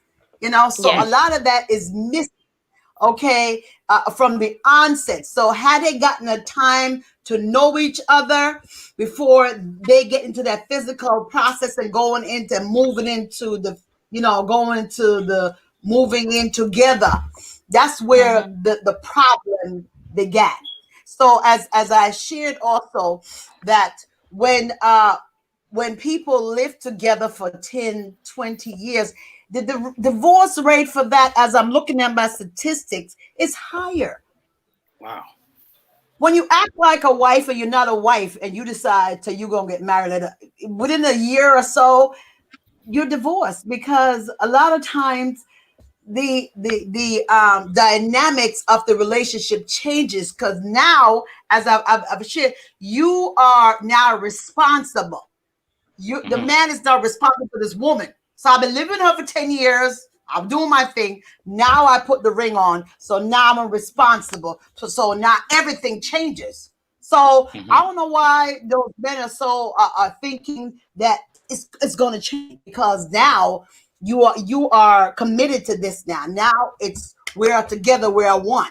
Before we were living together, but we're two separate people. Now we're married, so now we're one. So everything is different. So that's the common thread is so based on what I'm hearing, the common thread is fear. That's what I'm hearing. Yes. Right? Shocking. All right. You're gonna be afraid. You're gonna be afraid. It's gonna sleep in there. It's gonna happen. All right. I want to go to some comments, and folks, because I know we can't deny the process of getting a divorce. It can be painful. It can be costly. It can be really, really stressful for those who have to go to the court system. So that's another factor that a lot of people want to evade or want to avoid. In other words. All right. I'm just going to be reading some of the comments that have been coming in. Let me see. Mikkel continues by saying that some men also think marriage is restriction. All right. Coach Raquel is asking, what about the kids? If they're kids, right? Yes. That's a big one. If there are kids involved, they're having children. Yeah, they're having children. right? Yes. They're having children. There is a statement here from Marsha J that says, here are my thoughts though. Outside of it being one of the practices of your faith, that aside, the reality is the agreement, biblical principles embedded within marriage itself, including vows, offers. What does it really offer? And I saw a question. Let me see if I can go back to it. Let me see. Oh, here's a statement that I found interesting as well from Travel Escapades that says, to be honest, I don't think I truly understand what marriage really entails. I see a lot of weddings, but not so many exemplary representation of healthy, successful partnerships. Wow. That's powerful. That's deep. Yes, that's really a powerful statement, and that's one of the reasons too why I believe that some people, some men, some couples, they shy away from even being married. And I heard Pastor Win saying that yes, marriage is work, and we believe that, we are testimony that marriage is work. But there are some couples that say there's nothing, the same thing that you're over there doing, we are over here doing. We don't need a ring to show love. We don't need a ring to show commitment. We don't need a ring. We are doing this and we are doing just fine. And it's a very, very wide thinking. It's a very, very phenomenal. Yes. I'm sorry, Yes. wrong word here. It's a very common thing. And I know we have been talking about the men and all of that, but I want to talk. I want to shift gears a little bit to the women.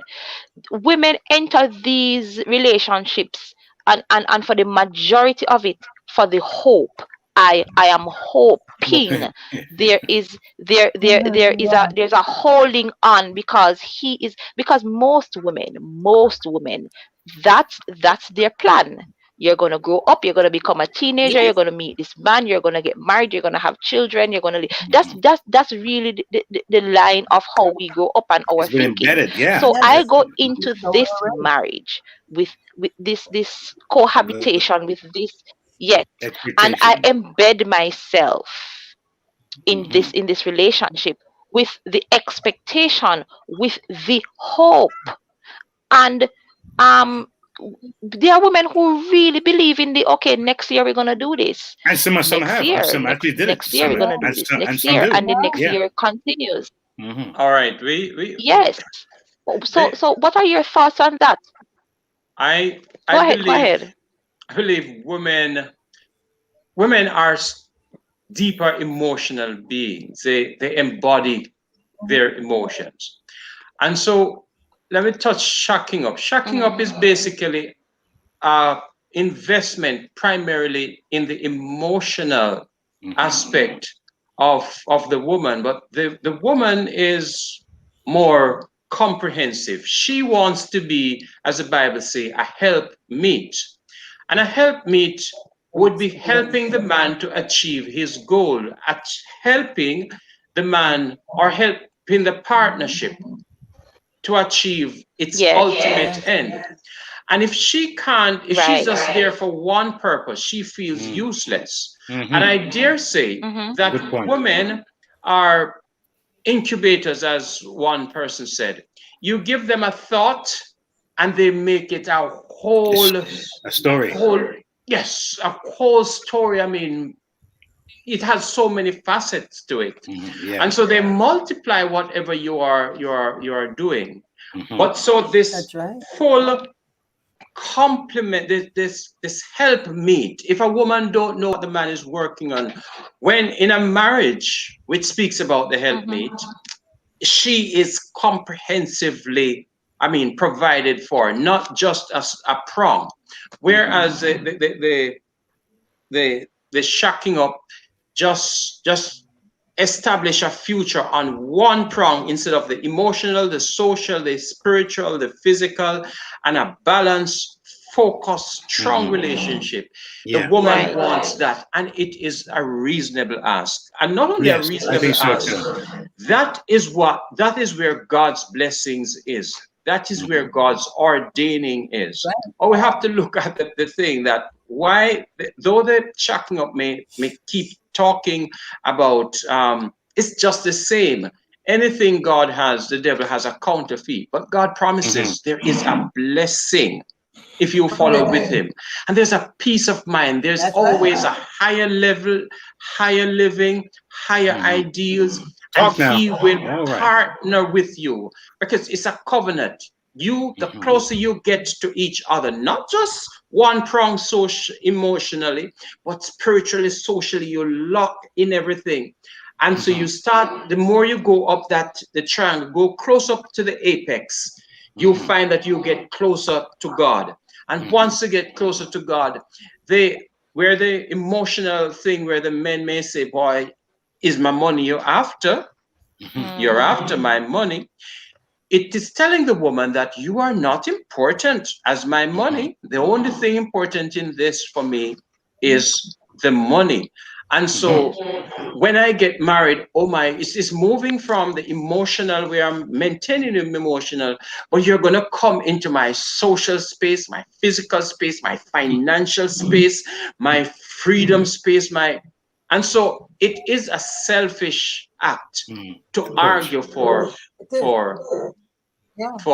shacking up versus emotionality. Is just that there's no limit to growth and development, for comprehensive growth and development in a godly way, in a godly system, in a happy system. And that is where true happiness is, because happiness does not cohabit with fear, uncertainty. It is just a full investment of your everything, and everything with God is a great progressive path. Amen to that. Reverend Wynne or Apostle, you want to jump in? Any one of you? I want to make mention of that word. And as you make mention of the woman, there's something that we need to do. And one of the things that I am doing now, counseling young people or people getting married, I'm saying to the woman, listen, let's get this clear. What is the meaning of this word, help meet? I think we need to explain it. And I'm saying to women, hey, the word help me does not mean a helper. We need to get that clear. Listen, the word help me means a help that is suitable for. Okay. No, watch this. If I want to move this chair, I can't. So I need help. It does not mean that if I get help, when the help come, I stand aside and watch the help do it. Right. And so what we need to change is the society over the years. We have make our women going into these marriages, into these relationships, being a helper. Right. Should be a helpmeet. Right. I said to a young man a couple of years ago, come in my office, wanted to get married, and the young lady wanted to serve God, and he said, okay, all right, I'll marry you. And you were talking about, and he said, well, Pastor, she said she's not gonna marry me like that. And I said, well, why did she say that? And he said to me, but Pastor, if she don't get married, who is going to wash my clothes? Who is going to cook my food? I said to him, you need a domestic helper. You don't need a wife. And see, that's another mindset. This we have to change. And so the women go into these relationships, end up being an helper.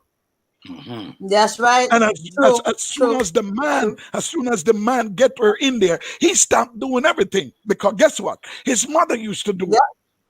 Oh, wow. That- There you Ah, go. yeah. Come on, listen. Y'all leave me alone.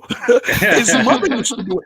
So now his mother said, "You got to go on your own." He get a woman. Mm-hmm. Yes. So now that's she To true. replace wash, your mom, huh? she To replace his wash, mom. she Yes. cook, she clean, and she's Mhm. there hoping. Here we got the word again, And do everything. hoping. Mm-hmm. And then he tell her he used this Mhm. strategy to get her in there. And girl, you know I love you, so I'm gonna marry you too. She consented with the hope. 2, 3, 4, 5, 10 Yes. years. She been helping Mm-mm. and end up being mother of 3, 4. And you know what happened? After Yeah. a few years, he ready to get married, and he's not getting married to her either. Mm. Find Or Mm. he may have somebody he else. may have a That's chick on right. the side. So Wow. we got Yeah. to, and I'm telling the sisters in the church, I don't care if he preach, I don't care if he speak in It happen. tongues. Yeah, don't fall for the okie Let's dokie. get It the does happen. reality of why you're going in this, Yeah. because we're Wow. talking That's about. true. I'm talking about accountability, compatibility, somebody who I can partner with. Mm. Yes, that's right. Pastor, And you know what? You said some really powerful, man, goodness. We winding down close to the end of this segment here, but I'm gonna say this real quick that when I look at marriage, and I believe that it was divinely instituted by God, and it bears the image of God in so many different ways. Yeah. And I personally believe that there is an attack on that image. Anything that looks Yes, it like is. God, as much as go with the pan and the shim and the him and the cross this and the cross that, and the the different polyism and illism, what does anything that looks different from that image.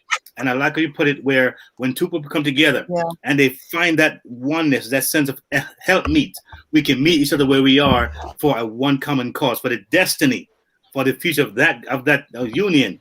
Man, I see why there's such an attack on healthy marriages, with men and women come together and be really showing God's light into the world. But then again, folks, there's so much to say. Lady Misty, Yeah, Dr. I have Faith. there's a question that I want us to address. I saw it earlier. Let me see if I can find it. And it speaks to a woman, as we are talking about women. There's a question asking, what if there's a woman who can't find, or can't find a husband, or what do you but Wow. they have a partner that there it is. Okay, so what would you say to a woman in her formative years who cannot see that husband coming, but she has a partner who desire living together without marriage in a real life kind of situation? That's a whole nother So book right there, Lady Misty. yeah, Why so don't you you open up you there? you have a partner. So I am going up in age right now, and I cannot find a husband, but there is a man in my life who has been there for a while, right? And we are good at living together. What are you what do you say to a woman like this? I would want to ask her a question. The question I want to ask her: what does she mean? What? She can't see a husband in a man that is her partner. What? Because see, husband, wife, those two words speaks of partnership. It does not speaks to perfection. No, they don't. They don't. But they speaks to partnership. Right. It speaks to working together. And if you're up in your quote unquote formative years with a man who make you to reach your formative years, and yet you don't see a husband in him, your motive is different. Mm-hmm. And I probably apologize if I'm wrong. I got to check your motive, honey. Wow. Check it. Give it a check. I'm sorry. I hope you don't mind. I'd like to call in. Can I call in for this guest? I think I love and my name is DJ Kelly. Hi, DJ Kelly. Good I'm getting night. a lot of text Welcome. messages on my phone while I'm speaking to you, while I'm listening to the thing Okay. and putting the thing. All So this right. is what happens sometimes, and I've heard persons say it oftentimes. We discuss on the show, and I feel it goes over some people's heads. I've worked with the Sexual Health Authority in Jamaica for 5 years. And there's some real situations sometimes, as well as I'm saying, I'm getting messages where persons are really not, we hear where you are, but do we get where they are? Because I think sometimes it's unearthing the trauma and the pain and the connecting with persons to help them understand you deserve better. I am 40 years old and I've been criticized. How come you're not married? Da, da, da, da, da, da. Because I will not settle. I simply will not settle because I love me too much. But maybe that's because my father have already loved me so much that I love myself. So I know I deserve better. But even me, where I'm at sometimes interacting with men who I look on and I'm thinking, this is a good man. But when I see his interaction with me and I see how hard I have to fight with him to be heard, yes, to be catered to, for him to uphold his agreements, even I am thinking, man, are they out there? So I'm asking this question for persons who are not where we are and cannot see where we are. And if they just can't see it, they can't see it. So I don't know if there's a way for us to design our conversation for the real woman. I've had a friend who said to me, Raquel, I wanted sex so badly that I slept with a man that I couldn't even stand him. But I felt like I needed someone. I've been at a place where I feel like I need somebody to hug me so hard. And I just have to, it's just my dad and loving myself and knowing God differently that helped me. Just a hug. I'm not even talking sex because I'm good without it. I've been celibate most of my life, so I'm used to that. But sometimes just that hug. Where are the men? Where are the women for those who need it? How do you turn this conversation to the woman who has 3 children tugging at her, and this man who she feels powerless to convert to marriage, but she doesn't know what to do, and respect her still, even in the conversation, understanding that this is where she is. Am I making sense? Oh, yes. Not everyone is strong in mind. Not everyone is strong in mind. Not everyone has a family. Not everyone has people to turn to say, get up. You know, like, if we could just talk to that woman for a moment before we go, I'd appreciate it, because there's a real life happening out here. For some reason, as I hear DJ Kelly, I'm hearing a part 2. I'm always hearing that based on what she said a while ago. Go ahead, Pastor Gail. I hear her passion, DJ Kelly. I hear your passion. I hear your emotions, everything coming through. But yes, there are many women who are feeling exactly what you say. And this is where I start the conversation with you, right on the spot, is to say to you, all those conversations have been happening and you desire to have them out of your head. I would say get a third party. And I nearly would say an informed third party and say, I mean, gentlemen, let us just have a conversation, bringing him suddenly or otherwise or by a range, and to say, let us start the discussion to find out the qualification. And once that woman with those 3 children, once that single woman who has a man of interest in mind, to say, all right, but since you're not broaching the marriage question, let us start the conversation. What is it about me? Where I need to go? Where are we going? How can you meet my needs? How can I meet your needs? Because it's not just about marriage only. It is about understanding the foundation of each other. And then the informed person, like a counselor, like a pastor, will ask some questions. What are the similarity? Why is it Can he be married to your, can he fulfill your emotional demands?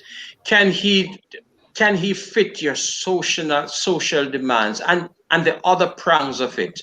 And once you know those questions, oh yes he can, yes he can, yes he can, then he realized that, oh, I qualify.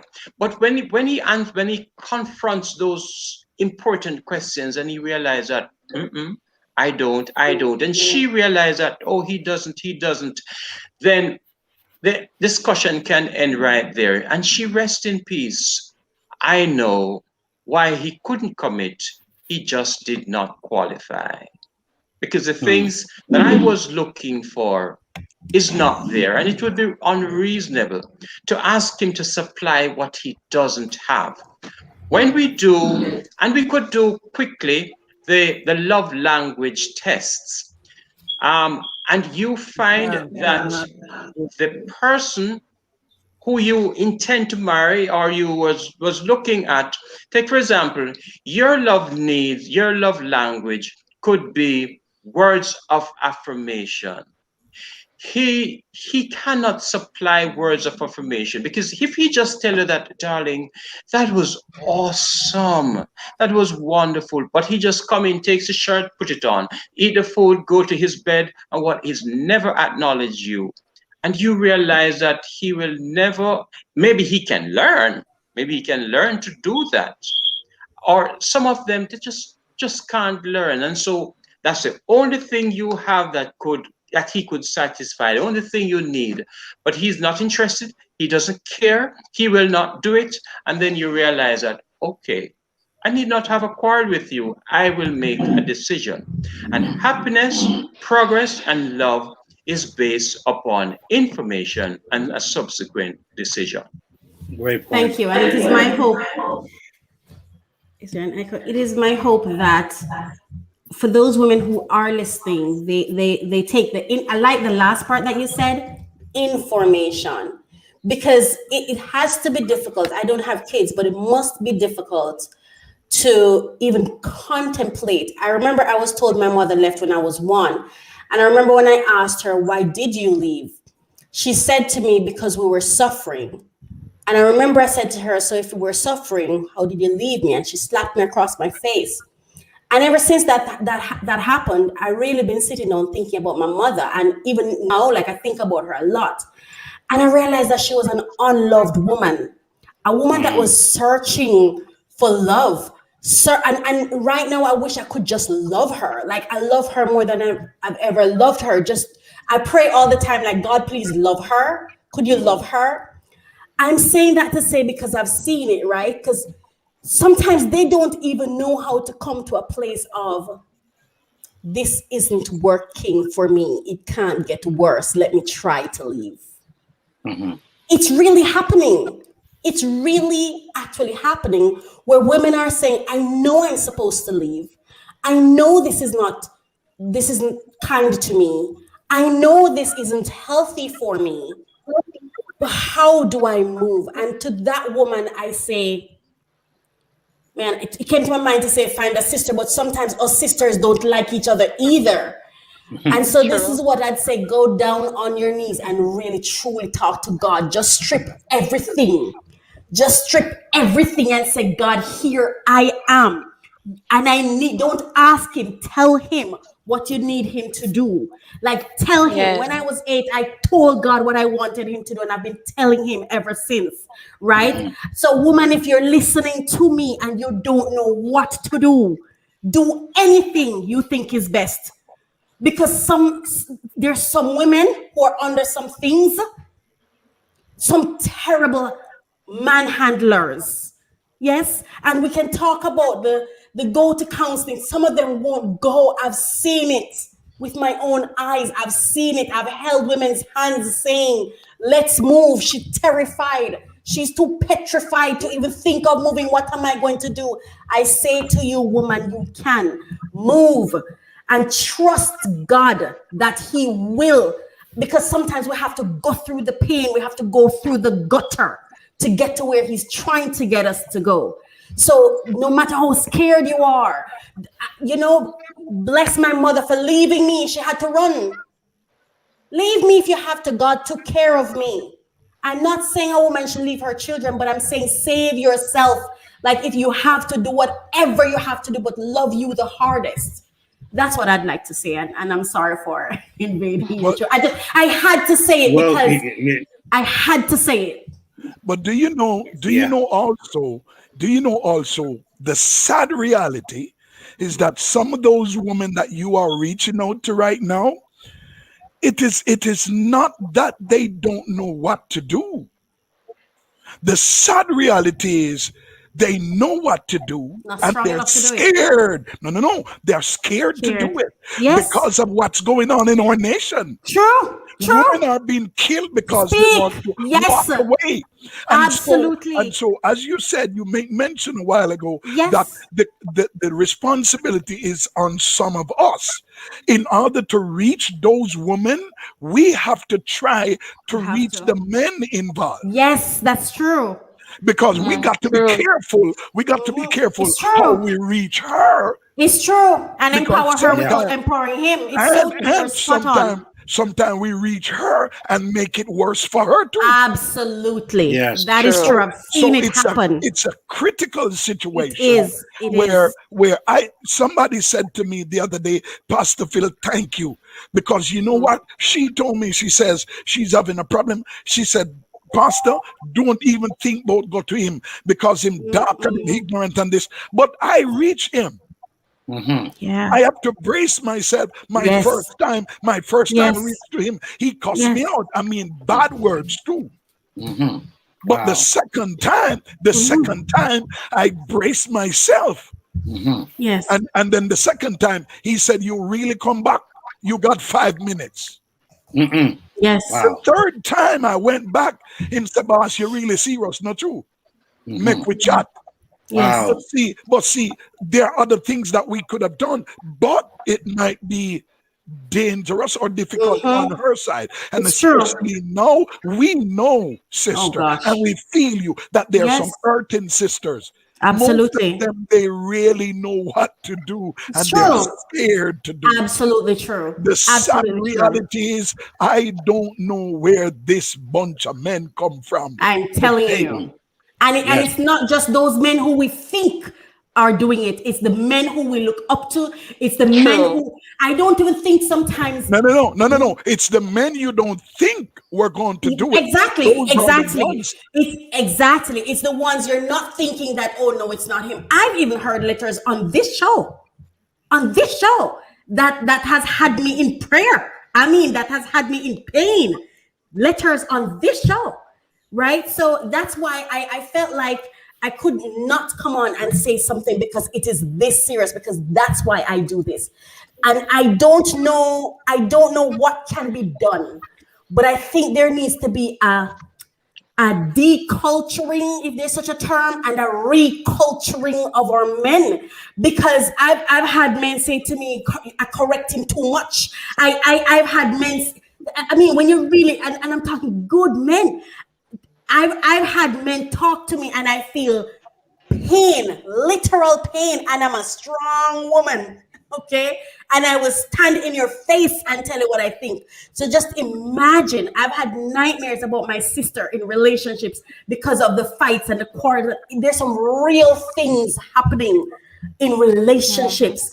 And I don't know that we have actually been taught how to work together, how to partner, how to collaborate, because it takes those kinds of dynamics to learn how to work in a marriage. A marriage is a group, and we're not all taught group dynamics, right? So it's working together. It's understanding the value and the purpose of a woman to as he said, help meet, not help her. So I'm hoping that even in this room, and I love men. I believe men were designed to be powerful, and I support men. But I also have to say, boy, men have got to learn the value of a woman, and vice versa, Thank you for this segment I just want here. to say, okay, just quickly, make a last point, Mr. Gale. Yes. I just want to say that possibly in one of the methods I've used to reach some of these men, and I've found some ugly situation where our women are really suffering. So I generally reach them through their boys. When I do my boys to men counseling, as I said earlier, that dysfunctionality normally finds dysfunctionality. So when on the corners, you will find, so for example, if I go to a strange community and I want rum at a funeral, all rummers find a way to connect, and you don't know how to find, how you don't know how they do it. That's true. That's For true. drug addicts just land at a place and you say, but how did they find the drugs? Just like thieves, I find that fatherless boys check any one of our street football corners. You find a set of boys who are playing football. Take my word that up to 95% of them are fatherless. Their dysfunctionalities find their likeness in their dysfunctionalities. They have some things in common. Just like in school, those who are not doing well in their grades find a connection. And you said, how could they found each other on the first day of school? I'm making the point to say, I go through to families with questions. So I may find a boy who is really who really needs some help. You see the fear, you see this honesty, you see the uncertainty in him, and you see it in his eyes, and you say to him, you ask him, I go through the question like, how is your father? What is the one thing you've learned from your father? And if you ask him, if he stands up to take cheerful question without getting aggressive, but you have to know how to reach the heart. Once you ask them those questions, they just melt because they want a father. They want love. A boy 13 and up, he wants a man to show him how, and because he has so much uncertainty, he gets aggressive. And so sometime when I end up in the home, or I may learn of somebody who is abusive to the woman, and the woman is living in fear, I may ask her discreetly, can I talk to him? I will ask him, are you happy? Or I'll ask her, are you happy? What makes you happy? I'll ask the man, why are you afraid? Are you happy? Is your children happy? Who are you making happy? What is the worst thing that can happen to you? And he would and some things they never think about. I said, what if you lose your wife or your woman? How will you manage? If you lose your woman to death, or if she dies, how will you manage? Where will you get another woman? Or what will your wife say or your woman say about you? What if I show you a way to be happier? And he would, huh? And then he said, no, boss, talk to me. How can you? And once you start asking the other question, tell me about your father, they generally break down and they cannot go because there's something that they wanted to talk about, but they don't know how to talk about it.